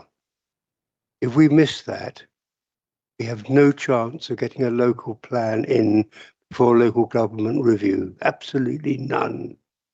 We will be wide open to every single one of the developments which have been offered in Regulation 18 for people to put them forward in the almost certain thing that they will be accepted without a local plan. Because the moment we declare them as a place that has been assessed, then it's axiomatic that people will look at them much more favourably and say we're there. I think we've got to consider we're in a very, very unfortunate position. We took this decision more than 18 months ago to proceed on this path. We knew it was a tight deadline and we are going to have to cut the corners. If those corners can't be cut because of things occurring which are impossible to get away with, then I think very, very much indeed we must look very hard. But we have got to work to this very, very tight deadline or miss it. If we miss it, we're going to be in grave difficulty. I am probably speaking with my ward colleagues of the most affected ward in the borough. I've got 2,234 houses going into my ward. But if we miss that, we've suffered from this speculative thing where you can't get a GP surgery because everybody's all over the place with planning on a 5-year supply. Everything goes to the board. This local plan is absolutely critical for all its flaws, and they are enormous. I think that we've got to be very, very careful now not to prejudice getting this plan through, unless it's completely and utterly flawed.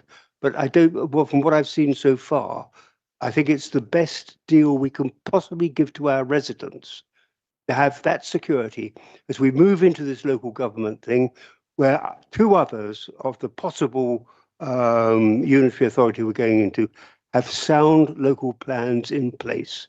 It is extremely dangerous. Councillor Hood. Can I have confirmation? Are we talking about we're talking about the 29th of September meeting? What meeting are we talking about? The Full councils on the 3rd of September. it's not, no, it's, I was going to say it's not on my calendar. So, okay.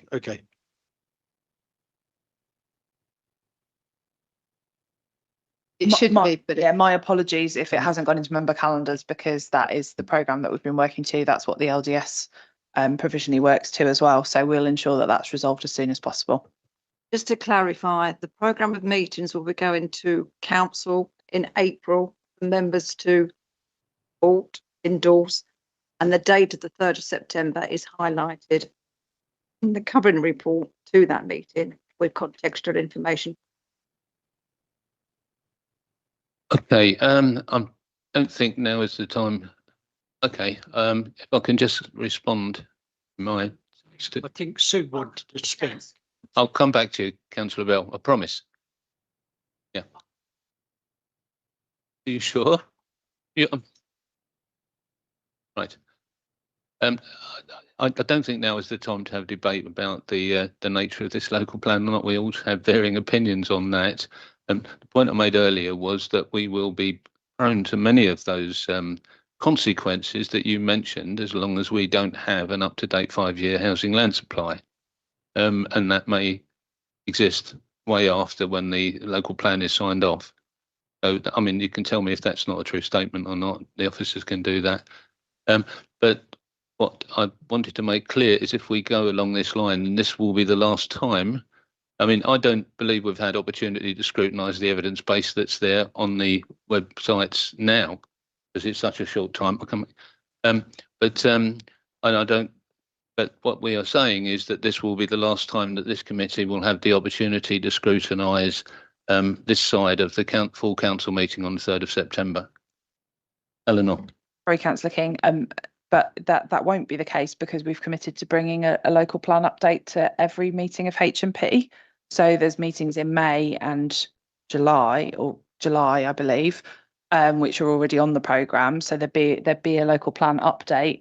So any further information that needs to be in the public domain or debated at this committee at those stages, and an update on, we need to update members as regularly as possible on the risk profile, because it's already incredibly risky, and that potentially will get even worse, or we might mitigate some of those risks. So we have committed to bringing reports to the May and July meetings. Thank you. So effectively, it's on the work programme until full council. Thank you. I'll find that reassuring. Councillor Taylor. Thank you very much, Chairman. I didn't get to as many of the public meetings as the leader did, but I did speak to a lot of people and a lot of councillors, and I don't think I've met a single person who supports the idea of this local plan. They understand the need for housing. They don't understand the vast amount of housing the government's trying to impose, and they can't understand how these houses can happen without the infrastructure in place. And I must admit, and talking to some of my colleagues, they echo those sentiments.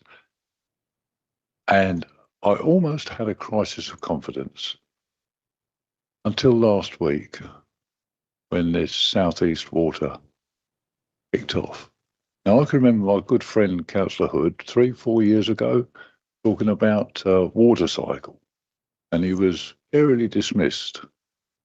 And now, water cycle, water supply, sewage disposal.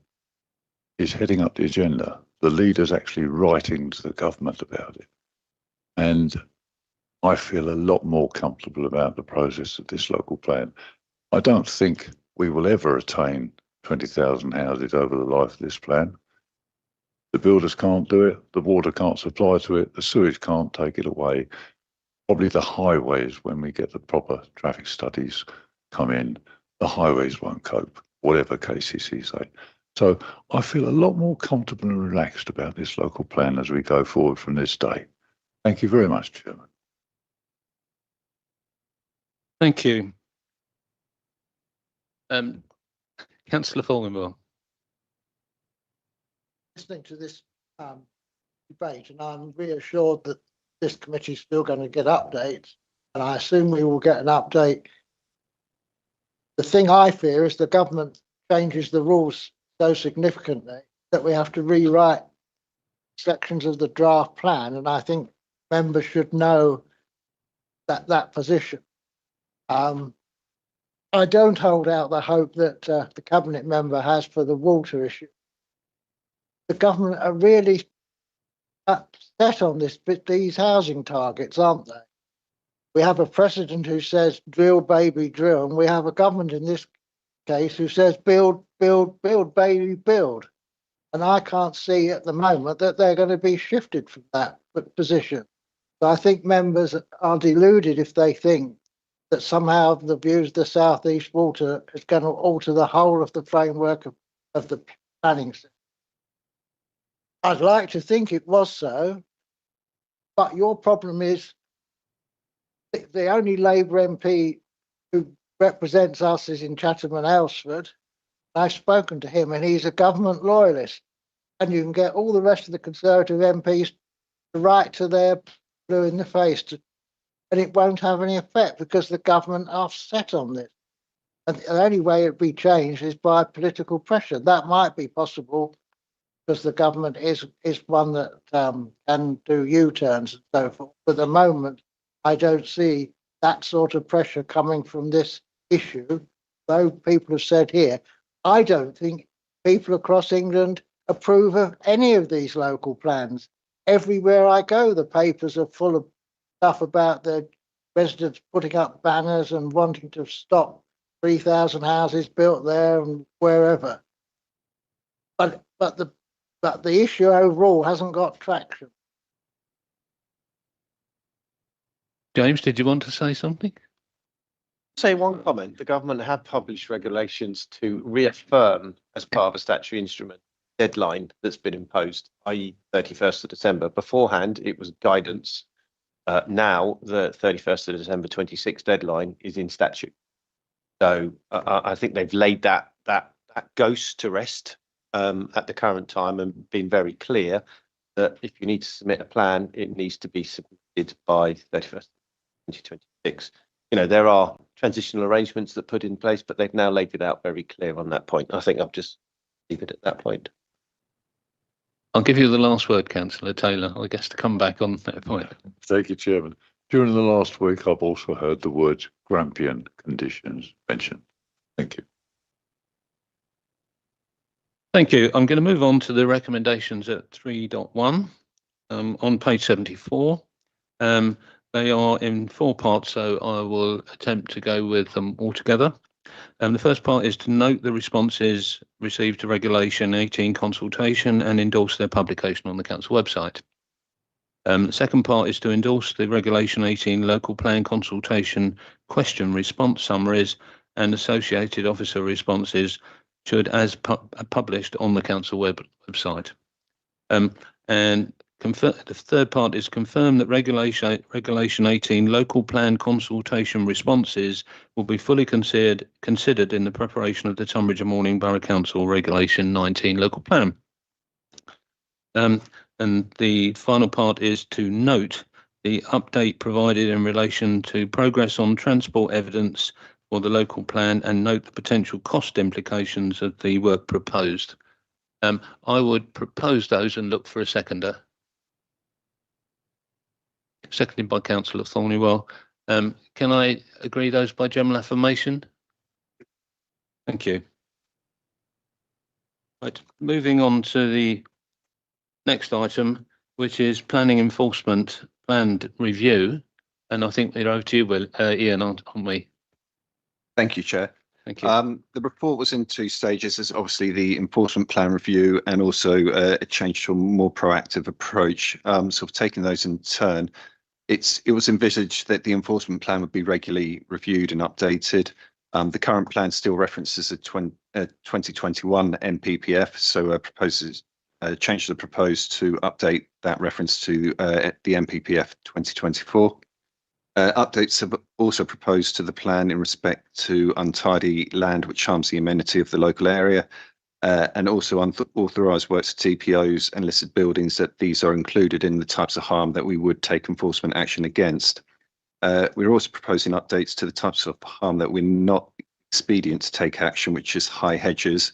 This is because government guidance recommends that mediation is formulated before any formal action is taken by the local council. Other changes to the plan also include a link to the General Permitted Development Order technical guidance. This is included so residents can help self-serve and check whether a potential breach of planning control is in fact permitted development. Sort of including the link is hoped to reduce the number of complaints which would require no further action due to them being permitted development. Just for members to note that the link in your agenda pack, we can change that URL to actually say the General Permitted Development Order technical guidance. Further to that, other changes which are proposed is to the current prioritisation, which is top. We're proposing to change that to immediate, so it's more clear that we will take action and visit the site immediately.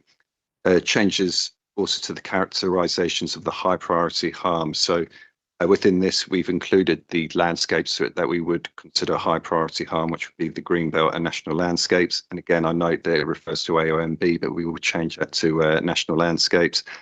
And also within the high priority, there's changes to the inclusion of neighbour amenity harm, such as overlooking and loss of daylight. We've also included a definition to distinguish the difference between public harm and private harm, just to ensure that the general public and anyone reading this are clear to those types of harm. Moving on to the more proactive approach, it was part of the PAS review recommendation 14 to carry on the improvement to the enforcement team and create a more proactive approach to investigation, taking formal action. So within your agenda pack, the 4 annexes of draft letters have been drafted by the enforcement manager. These relate to a 7-day letter saying that we will take action and that they should cease any breaches immediately. There's a 14-day letter with slightly lesser harm breaches where we will visit the site within 14 days to confirm the cessation of breach. And obviously a warning letter in respect to TPOs and listed buildings. In addition to this, the enforcement manager has been working with the empty homes officer to identify sites where it may be prudent to issue section 215 notices. There is some money which has been unspent in respect to the Greenbelt enforcement priorities, and we were looking to use that to remedy some untidy sites. In addition to what's actually in your reports as well, just thought I'd say to the committee that the enforcement manager is also meeting with the vacant premises team, which is a wider stakeholders. You've got KCC members as well as the empty homes officer as well, just so he can feed back and find out whether or not there are any other sites which may require, which aren't residential homes, that may require 215 notices for untidy land. The final part of the report is in respect to the department's drive to improve its digital infrastructure. It's proposed that the department put together a business case for PlanX. This is an open source software which can help triage the complaints to the enforcement team. So this would reduce the number of complaints received by the team, as PlanX will run the complainant through a series of questions to make sure the complaint is a breach of planning control. So for instance, it would ask them whether or not they're reporting a boundary dispute or something that would be beyond the enforcement team's competency. And just to give you some feedback, some of the case studies from neighbouring, from one neighbouring authority and other authorities. Medway found that it reduced the unnecessary reports to their enforcement team by 83%. And Buckingham Council found a 33% decrease in overall reports to their planning department by the use of this software. So we'll be looking to make the business case for that software relatively soon. Thank you, Chair. That's all. Councillor Palmer. Thank you, Chair. It's good to see you updating policies. That's great. However, sending a letter by snail mail for please don't touch the trees, I find a bit difficult because we know they're going to start on a Friday afternoon, and by the time you get back on a Monday and decide to send a letter on a Tuesday, they're gone. That's one. I know it's difficult, manpower, the whole thing, but it is just a point that we know how these developers work if they're going to do the damage. The other thing I was going to say, thank you for highlighting the digital for you. I am looking at the moment at the, is it Buy Power? I very rarely look at it because you can never get any information off of it.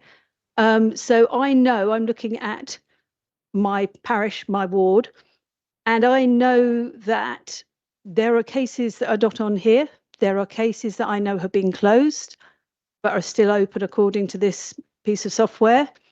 When can we get an update to our information so we know what's happening to something that we've called into you? Thank you.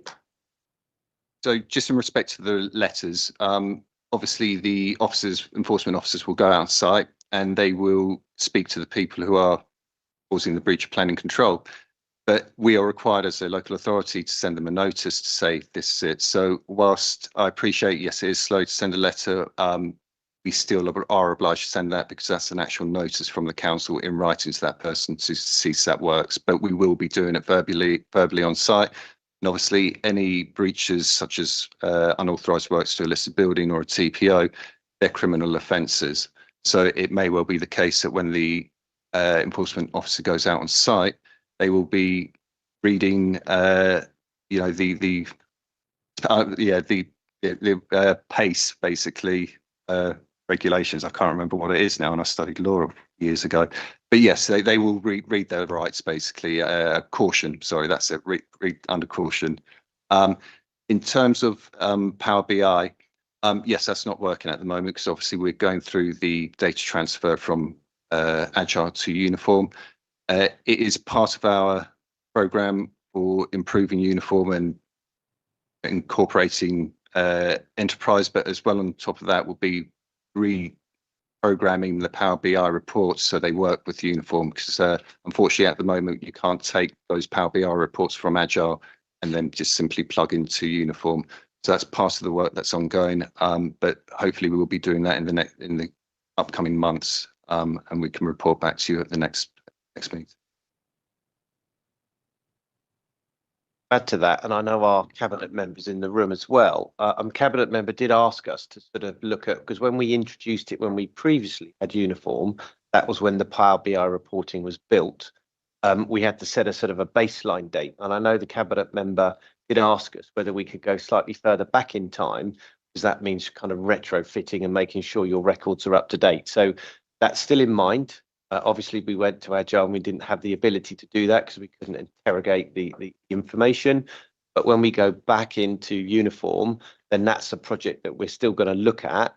So the baseline will be extended back slightly further, and that effectively gives you, what we're looking at. The Power BI report gives you sort of an update report. So members will be able to access the update. What's happened, the latest on the case, on this case, what's happened here, what's happened here. So that is in program, not something we can do to Uniform is built, and obviously we've got priority lists when we go back to Uniform to make sure that most priority Power BI is in terms of performance monitoring, and then we're going to be then looking at the member reporting, so members can self-serve and get accurate, up-to-date information on cases and progression. So it is sort of something that's in motion and noted, because I didn't want our cabinet member to feel we've missed or forgotten what he asked for some time ago.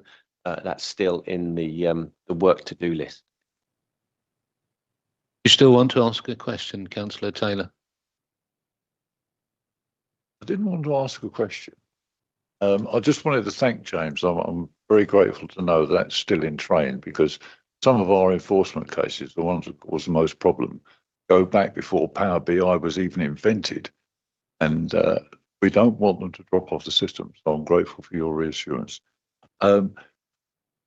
Enforcement has caused a lot of angst amongst members and members of the public for some years, and I do accept that is largely a resource problem.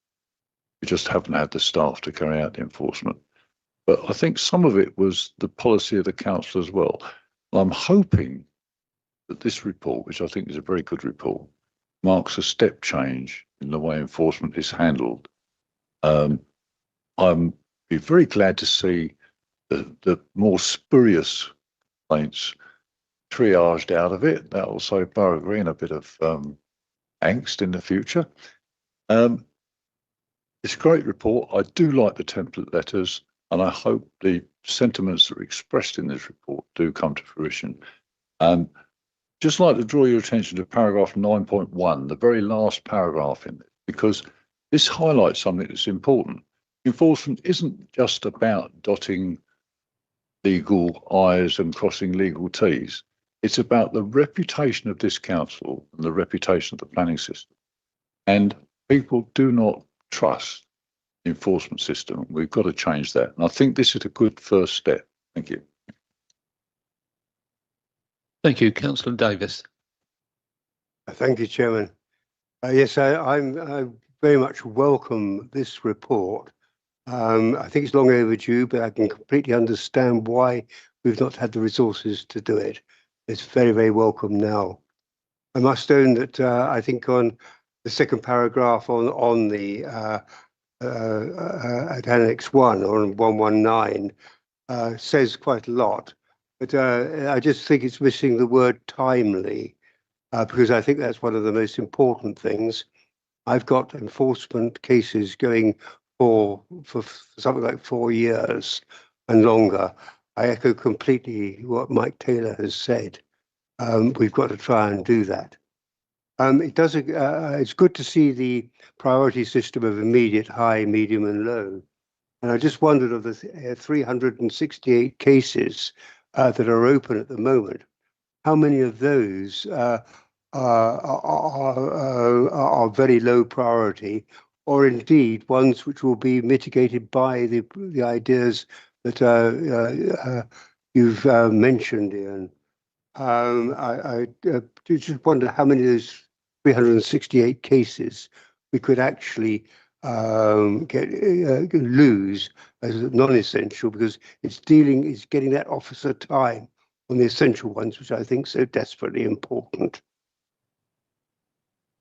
Unfortunately, I can't give you an exact number. Well, obviously, because the systems are currently down, and we also don't have the necessary sort of infrastructure to get those information out of uniform at this moment in time.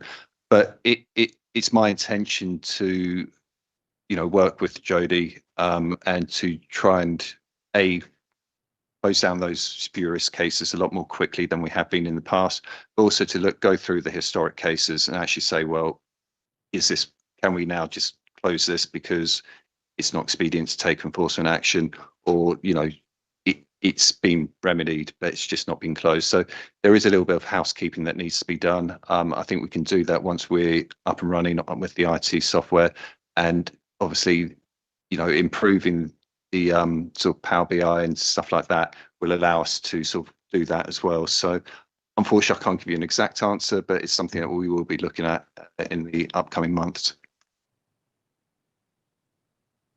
I'll just say it's not necessarily for this committee, but obviously, members have issues reported on KPI. So moving forward, that's something that members may wish to consider at future review of KPIs in terms of what they wish to consider in terms of reporting back to the relevant committee. And it's something within member scope to look at those issues in more detail with regard to KPI and enforcement matters. So I wouldn't say it's necessarily closed at this point, and members could review that at some later date when you review KPIs.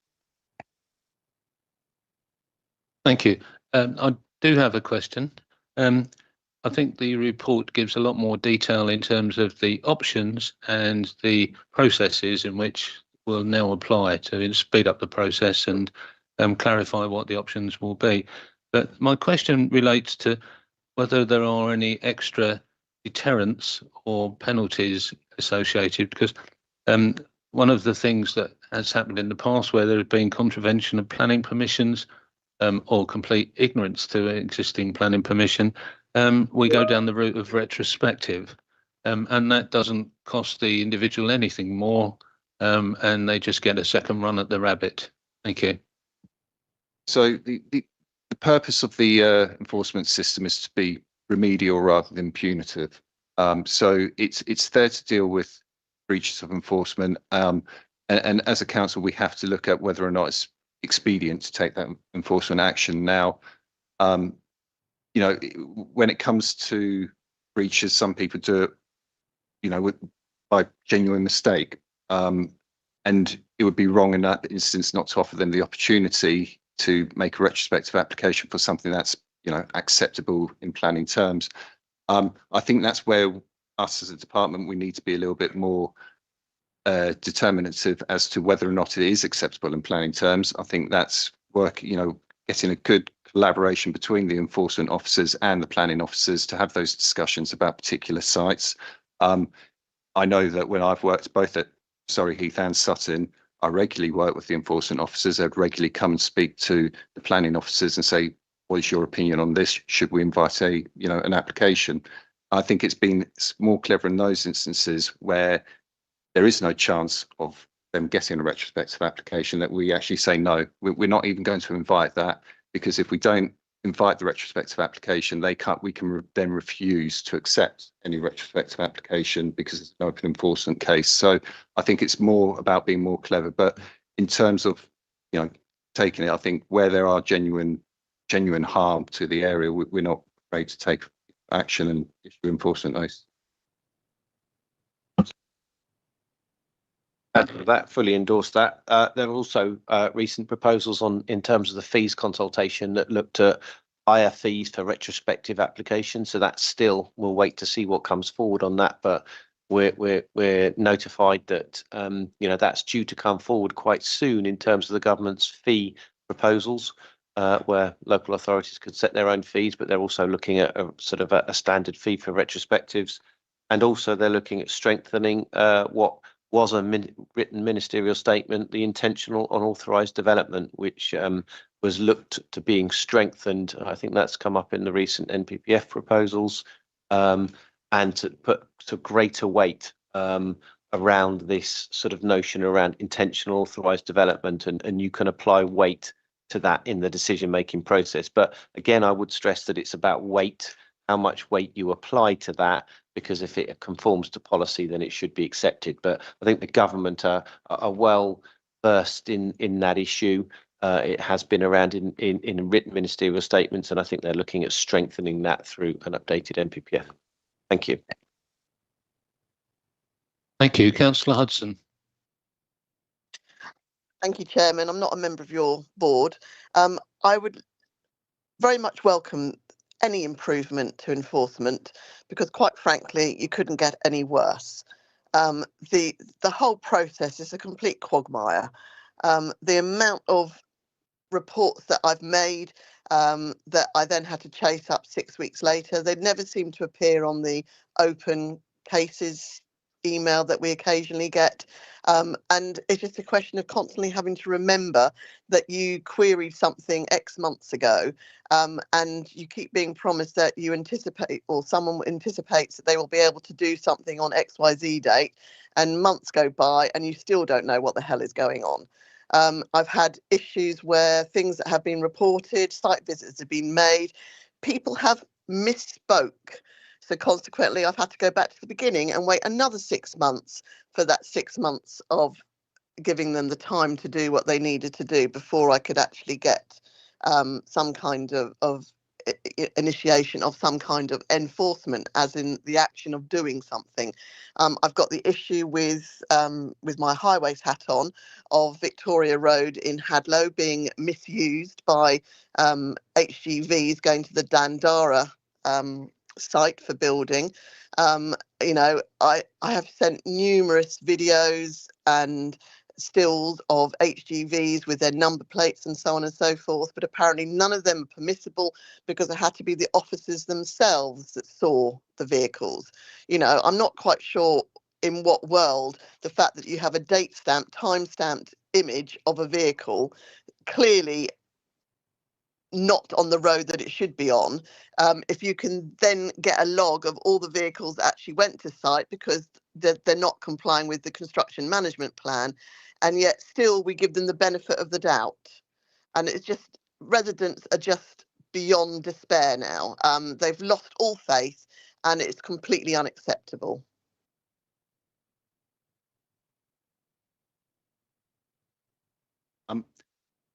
I'm aware of the site you're discussing.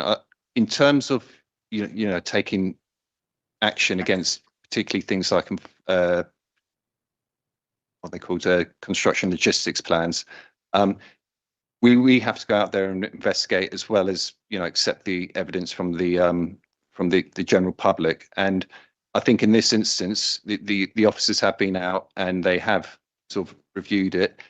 There have been instances where, from what I understand, one particular lorry went there, but what they witnessed on site was the foreman issuing the warning to that particular lorry, and the others weren't related to the development. So it's very difficult when they go out on site to do it. Now, that being said, obviously we can monitor the situation and continue, but it's one of those things where some of the lorries may not necessarily be going to that particular site. They may be using Victoria Road to access a different particular site. So I appreciate the frustration, but from what I understand, that particular site, there was only the one breach, and that was actioned by the foreman on site, the banksman. There was one breach on the day that officers went out to look at. If they did it every day for 10 days, and I'm not meaning sitting out there for 8 hours at a time, I literally mean it sort of 7:30, 8 o'clock in the morning when these deliveries start to turn up to the site, to be on site regularly and catch them out, because I can assure you it carries on doing it. And the issue I have per se is the fact that, yes, you got one person doing it, but there's no feedback, there's no communication other than the fact, yes, we did something and we found someone. There's no suggestion that you might continue doing this on an ad hoc basis because you know that there is non-compliance with it. And all it does at the end of the day is we as the elected members get bombarded and slated on social media that we do nothing about it, because we are pulling our hair out, because it's not actually us that is not doing stuff. We are reporting this stuff time and time and time again, and nothing is being actioned, not in a timely manner, not in a way that we are physically seen to be dealing with residents' concerns. And at the end of the day, we are the face that has to go out there and speak to these residents and justify our ineptitude. Okay, thank you. I think we've got an acknowledgement from the officer that he'll take that offline, but I think what you've done is illustrated your position on the proposals, and we'll go forward from there. Thank you. To Councillor Taylor. Very much, Chairman. Just picking up on what Councillor Hudson said, can I ask a question and hopefully get an answer for the public record? Will enforcement accept third-party evidence in enforcement cases? Thank you. Yes, if it's clear evidence, they will accept it. So, if there's a photo of a shed that requires planning permission, which is state stamped and what have you, they would accept that, go out and investigate as well. So we do accept it, but there are instances where evidence may not be conclusive. So it's those instances where we may need something else to corroborate their evidence in that particular thing. But yes, we do accept it. Thank you very much, Chairman. I just want to clarify that point and take it further, mainly because it's important to clarify it, because this goes, if, Ian's right to say we will accept that evidence on the basis, if we need to rely on that evidence in order to take further action, then we would not take account, I'm not saying we wouldn't take account of it, we would have to gather our own evidence purely in relation to, if, say, for instance, if we're going down a prosecution route, because we couldn't expect that third party to effectively represent the council, submit or draft up statements, attend court if necessary, in order to go through that proposal. So I think it's important, whilst we accept the evidence, there are circumstances where if we need to go into further detail and prosecute, then the officer needs to gather that evidence, because they're the ones that are going to do the witness statement. They're the ones that are producing the exhibits. They're the ones that are attending the court. It won't be that third party, because effectively the council shouldn't be relying on a third party. So I have to sort of caveat what Ian said on the basis, if you go further, because it's important to mention on those cases, we shouldn't be putting individuals and the public effectively expecting them to go to court when, one, they'll probably have no training, they're going to be cross-examined in court by an expert witness and then put in front of the barristers. And I can say, if you haven't got proper training on that point, you can very easily crumble and lose the case for the council. So there are occasions when we would need to gain our own evidence. Hopefully that just quantifies and adds to what Ian said on that point. Thank you, Mike. Councillor Dawden. I'm going to spoil everybody's evening now. On Friday, I had an email from a resident in Common Road. I said to the guy, I will go up there and have a look Saturday morning. I went up there, had a look. I took 2 photographs of the infringement. I emailed that on Monday morning to Jodie and James. And the email I sent, please see the email trail from over the weekend from a resident. I visited the site on Saturday and took photos, and I have attached. Have you any idea what's going on here, please? Many years ago, this field had mounds installed for the protection of great crested newts, some of which were captured and transferred to the site from the early construction of Peters Village. Apparently, the field was purchased sometime last year by the person who has installed these containers and new access gate. 15 minutes later, I received an email reply. Hi, Roger. We'll set up an enforcement investigation and let you know the outcome once reviewed. Regards, James. Now, if that is not quick, I do not know what is. And thank you very much for that. Thank you, Councillor. The key word is newt.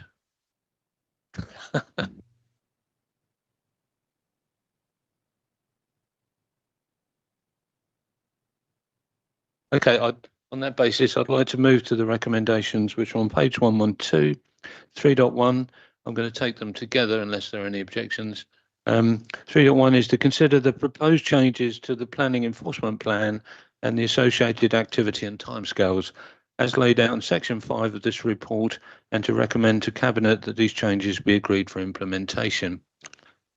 3.2 is to consider the proactive approach, proposed letter templates and direct action against S215 notices being issued and resourcing options laid out in section 6 to be read alongside the financial considerations in section 7 and the risk assessment in section 8, and recommend to the Cabinet that these changes be agreed for implementation. I so move. Can I have a seconder, please? Thank you, Councillor Palmer. Can we go for general affirmation? Thank you. Right. This is down to yourself, James.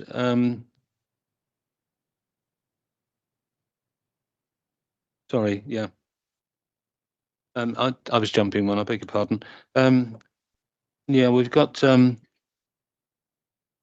housing service delivery update from Robin Betts. And Robin, are you there? Thank you for being so patient. That's okay. That's okay, Chairman. Yes, I'm sorry I can't be there in person, but travelling. But I pulled over so I can do my bit as such. No, it's quite a comprehensive report. So thank you to Eleanor and team. I'm not going to dwell on it too much because I know you've got a heavy agenda tonight. But I just thought I'd pull out of that report a couple of things that are close to my heart. Empty homes is one. So that's a tough one to tackle, and the more you dig into that, the more you realise how difficult it is trying to deal with empty homes and the individual situations that surround that. But moving on to the one that is close to my heart is the TA accommodation.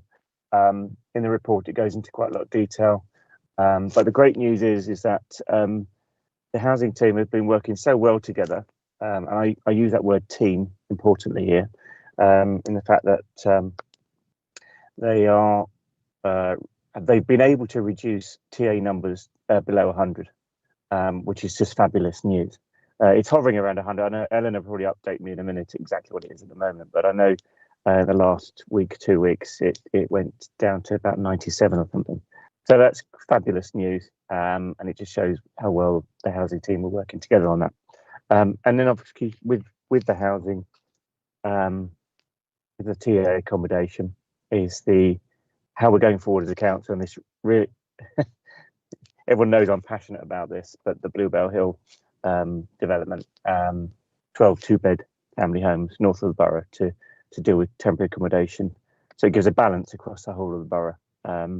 So yes, it does go into a bit of information about the Bluebell Hill, and I know everybody knows everything about it, but it's exciting times because now we're moving forward at pace and starting internal designs and everything like that. So I look forward to that.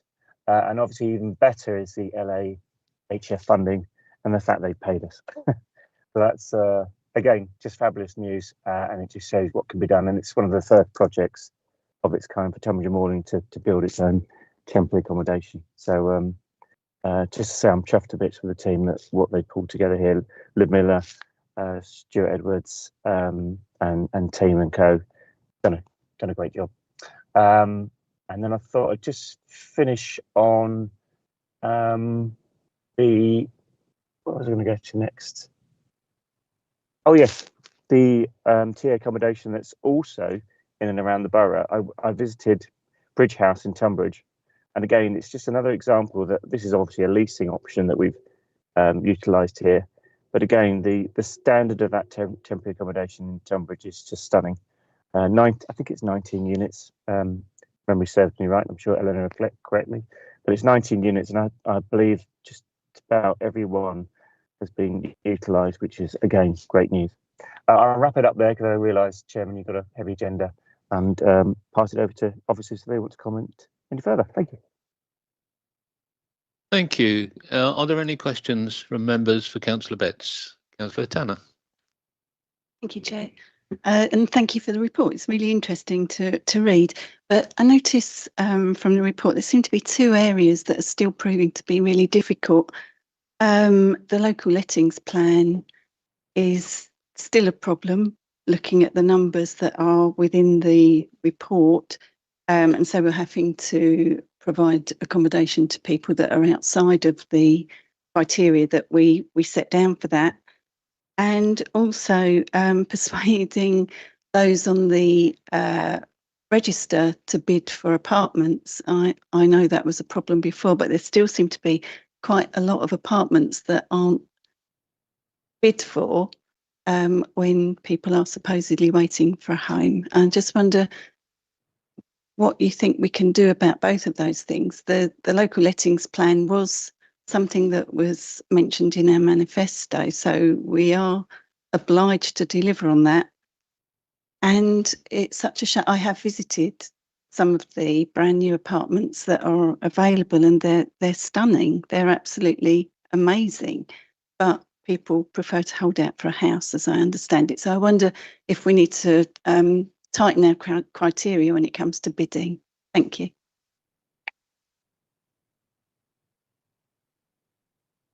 Shout if you want to answer anything, Councillor Betts, otherwise I will pick those up. I think the annex on local lettings plans shows that we've made a significant amount of progress. I'm really pleased with the fact that we've got close to universal coverage now with developments, so that if there are households on our register, and I go back to what I said earlier in the evening about choice-based lettings, who want to bid for those properties and they have that immediately local connection, which usually the immediate ward and a few surrounding it in the groupings that members have reviewed previously, and they meet the requirements, they are likely to come to be offered those properties. So it is meaning that local households do have a better level of access to those properties. And obviously any household who bids has already established a local connection to the borough as a whole. So it's almost an additional layer on top of that.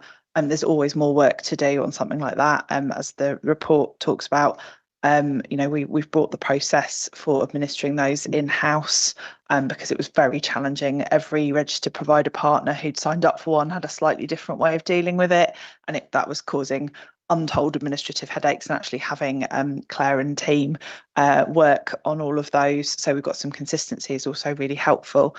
So we remain committed so that's built into all of our discussions with RPs when a new scheme comes up.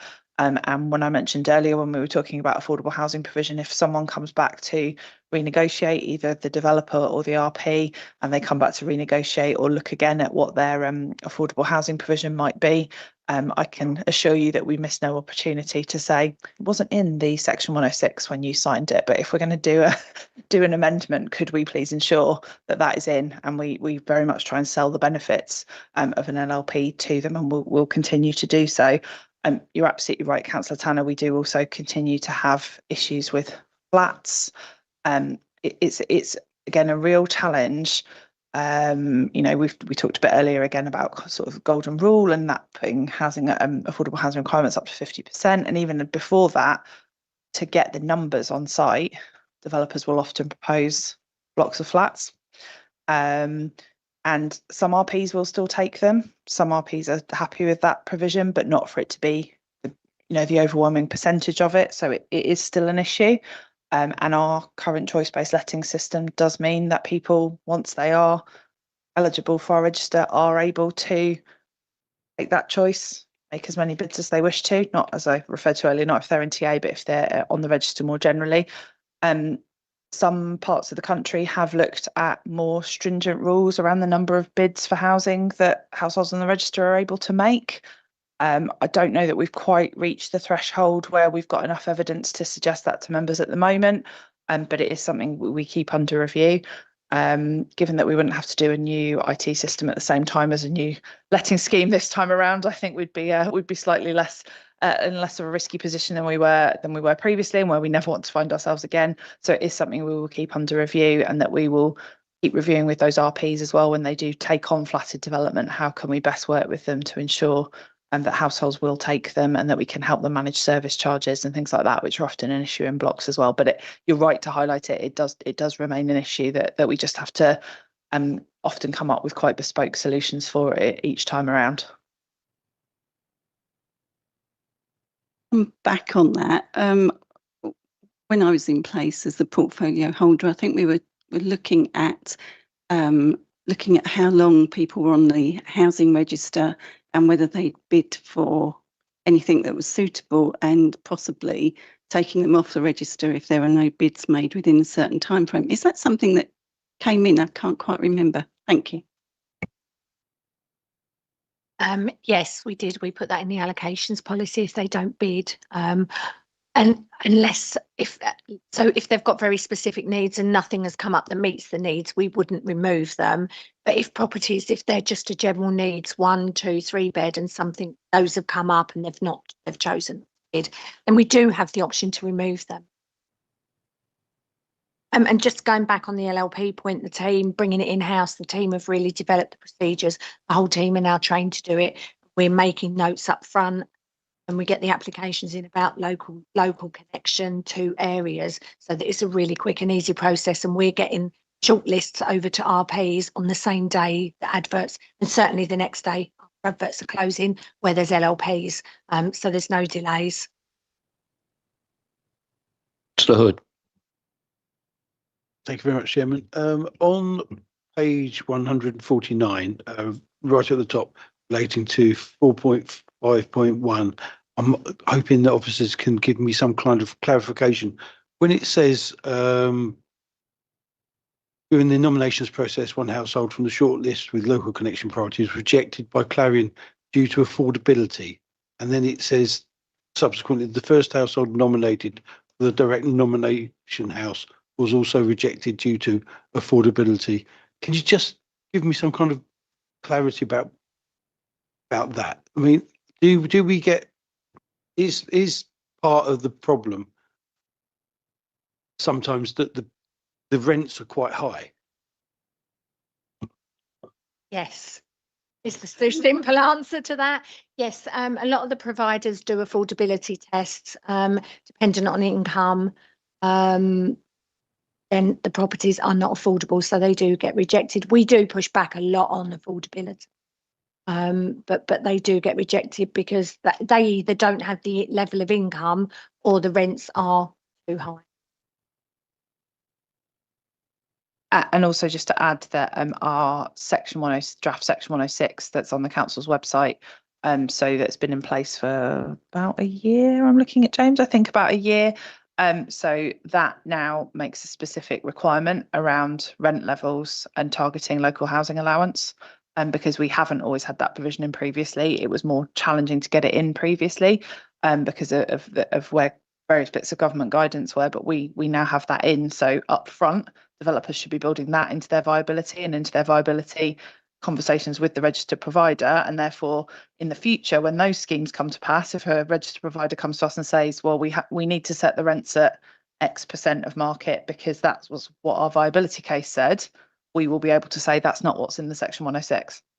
So hopefully this situation becomes less and less prevalent because we are doing everything we can from a planning perspective to control affordability.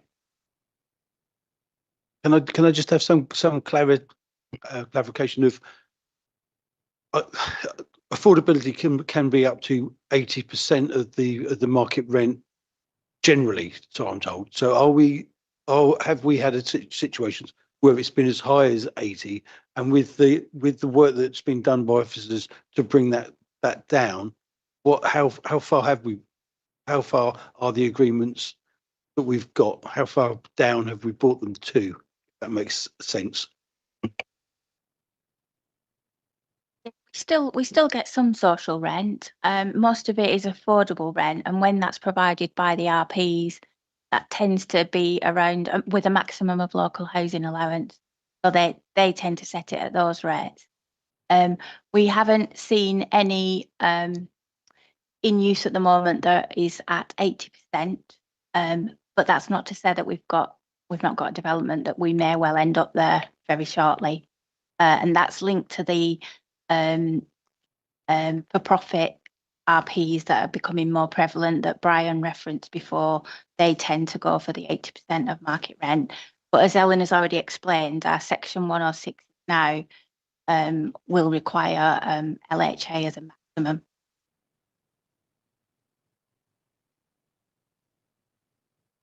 Sorry, I'm being stupid. What is that maximum of the?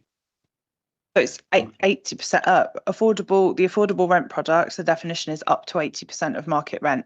So one of the other things we also seek to do is have a very detailed conversation. And if Gillian was here this evening, she could go into an awful lot of detail about the conversation she have with developers about and RPs about what market rent is. Because that's also an important factor in this. And, you know, perhaps their evidence shows that market rents are slightly higher than we might suggest market rents are. So 80% of that is different. But so that is the ceiling that they can set it at. As Linda quite rightly says, though, most of the traditional registered providers don't work on a full affordable rent model. So it might be somewhere between 50 and 60% of market rent, most likely, whereas social is usually 30 to 40% of market rent. Thank you very much. Thank you. And on that basis, I see no hands. Can I have your agreement to note the contents of the report? Thank you. Moving on to item 11, which is the Renters' Rights Act 2025. I'm going to hand over to Linda. Thank you, Chair. This report provides overview of the key changes introduced by the Renters' Rights Act 2005 and sets out the implications for the council's responsibilities in regulating and supporting the private rented sector. The Renters' Rights Act 2025 represents the most significant reform of the private rented sector in several decades. It received royal assent in October last year, and it delivers a commitment to transform the experience of private renting by strengthening tenant security, modernising the tenancy framework, and enhancing the powers that local authorities have. Key measures within the Act are listed at paragraph 3.3, but just to pick out a few, the most noticeable part of this is that there is going to be the abolition of assured short hold tenancies and section 21 no fault evictions, and all new and existing tenancies will convert to assured periodic tenancy once the Act comes into force. Landlords must give specific reasons to reclaim a property under section 8 of the Housing Act, and this includes new and expanded mandatory discretionary grounds. As a local authority, we will have strengthened enforcement powers, including some new investigative powers that took effect in December last year. There's going to be the creation of a national private rented sector database and a private rented sector landlord ombudsman, and that will become mandatory at a later date. And then in the longer term, there's going to be the application of the Decent Home Standard, which is applied to the social rented sector. That's going to be applied to the private rented sector, but that isn't planned until the mid-2030s. Section 3.6 gives the different phases that we've got coming in and what's within each of those phases. A key area identified for us and many local authorities is development of a dedicated landlord legislation enforcement policy. We've also got mandatory reporting coming in for the first time around the private rented sector in a lot more detail than we've been used to previously. That will be coming into force at some point this year. We do anticipate there may be a shift in landlord behaviour in response to this Act. We suspect that some landlords may exit the private rented sector ahead of these reforms, and we could therefore see a short-term increase in approaches from households who are being served with notices, particularly households with complex needs, families, and that is something that we're keeping a close eye on at the moment. We are receiving some new burdens funding for this new Act, approximately 109,000 over a 3-year period. We could use this for staffing if we establish that is required. That is something that we're monitoring. We do anticipate some increase in demand in housing from this new Act, and also from support services, for example, legal. We do anticipate there'll be some increase there. And just to say as well that we're also been working with our colleagues in media to raise awareness of the forthcoming changes. So members will start to see some comms about this. And we've also had confirmed that we're doing a landlord forum with our West Kent colleagues in the middle of April, and the main focus of that forum will be this Renters Reform Act. Thank you, Chair. Thank you. Any questions, Linda? Well, I have one. It's just a point of clarification. From our fixed-term rental contracts still an option for landlords, or does that not apply anymore? It will all be periodic, so they'll be on a rolling basis. On the expiry of that fixed-term period, all of these new rules apply? They understand it. The new rules will come in on the 1st of May, and all tenancies will convert to being periodic. Okay, on that basis, the report is for information only. So I'll move on to the next item, which is this time over to James, which is the explanation of the Planning Advisory Service Action Plan and progress so far. James. Thank you. Thank you, Chair.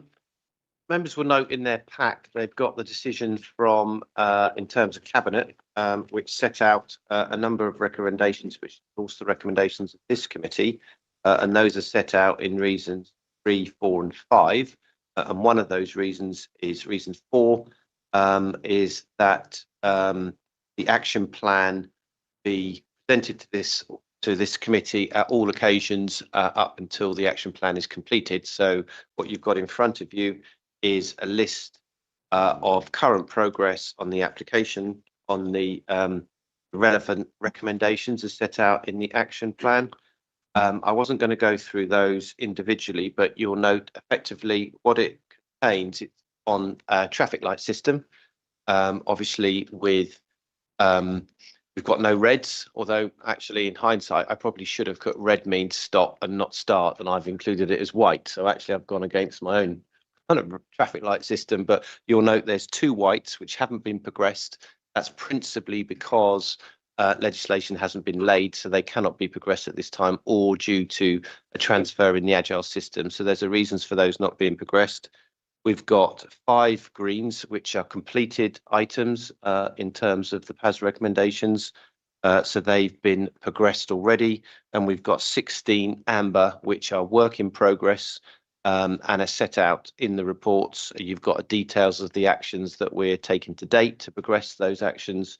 And obviously, each time we come back to this H&P, you will have a further update on the actions to progress. And hopefully some of those will be closed down on the basis of works being completed. So I hope that shows you that we're progressing the PAS recommendations that this H&P agreed, and we're sort of managing progress on delivering the actions as part of that PAS recommendations. Got nothing further to add. Thank you, Chairman.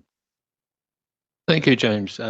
As you said that you're updating us in the plan, I'm really prepared to take any questions for James, but other than that, it's fairly self-explanatory and it will be updated at each successive meeting.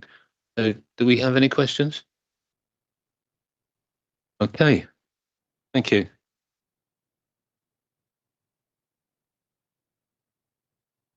So moving swiftly on.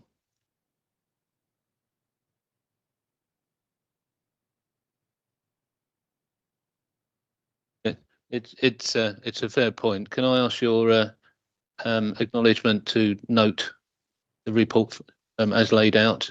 So can I have your general agreement? Thank you. So moving on to the estate management company review carried out by the officers, I'm going to hand over to Linda. Thank you. Thank you, Chair. And this paper is in response to member concerns about the operation of estate management companies across new building estates. The report outlines what estate management companies do and provides information on freehold estate charges. We're aware that some of the key issues for residents include high and unclear charging, a lack of rights of redress or challenge, standards of work being poor, for example, landscaping and road finishes, and a lack of dispute resolution mechanism. We also know that councillors have reported inconsistencies in approaches, financial strains on residents, and unclear service levels being in place. Section 7 of the report discusses Section 106 agreements. This is a complex area, and this route is not considered the appropriate route for resolution. We've had some feedback from registered providers, and they are concerned about affordable homes being given additional areas to manage, for example, parking, and this then means higher service charges are in place. The providers are seeking transfer of dwellings only, and they find developers' willingness to agree to this approach varies across the piece. There is new legislation that may help improve the position, but this will require further consultation, secondary legislation. There has also been 2 recent consultations where we believe the main issues were identified and will hopefully lead to improvements. So we recognise that there are issues. Recent potential legislation and consultations appear to be focused on positive changes around regulation, transparency, and residents being at the heart of the system. We need to be clear that there is little the council can currently do directly in relation to this issue, but we hope this report setting out the various aspects to this is helpful for members. I'm going to come to you, Councillor Oliver, whether you've got your hand up or not. No, just because say, the reason I'm doing that is because for other members to make them aware that it was your concerns which really led to the officers' review. Thank you. Yeah, just anecdotally, service charges just continue to go up way above inflation, just going on and on and on, seemingly every year. The second thing, I think you mentioned it somewhere, the process of going to an ombudsman is just incredibly difficult, and most blocks of flats just can't really get their act together to do it. So, I mean, I agree the council can't do anything, but it is a big problem, and there are an awful lot of unsold flats in Tunbridge at the moment, partly because of the high service charge of putting people off buying flats. So it will have an impact on housing. Thank you for the report.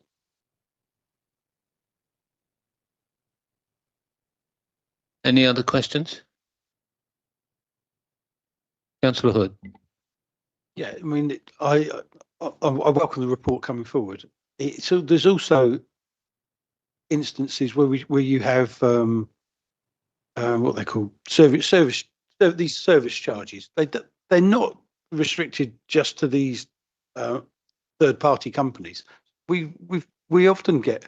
I've had several inquiries from residents who are tenants of Clarion Housing, and the different things that they seem to be billed for fluctuate quite wildly between different years, which is another cause of concern.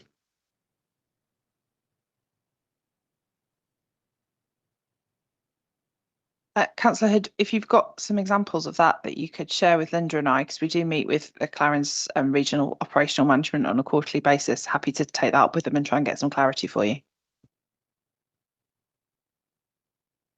As I see it, the report represents a look at the various aspects and the dimensions of the problem. It gives us a better understanding of how it impacts on residents. It gives them possible solutions down the road, but it actually identifies that we're in a fairly limited position to do anything about it. So I think that's where we are. I thank you, Linda, for doing the work.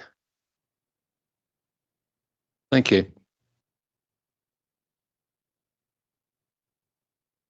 Right, the item that we come to next is the work programme, which fundamentally has two core elements now, which is the action plan following the PAS review, which James has been through, and the review of the local plan progress as we move forward.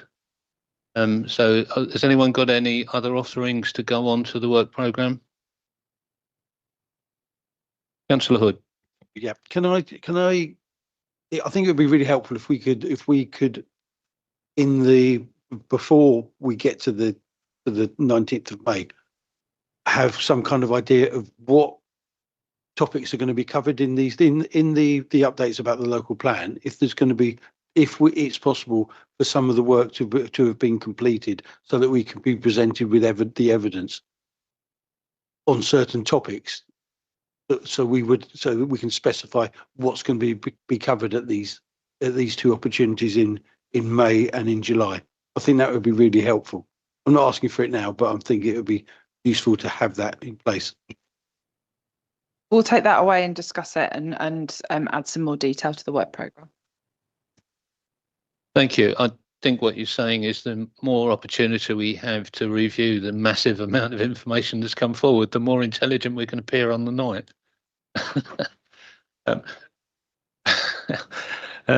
Thank you.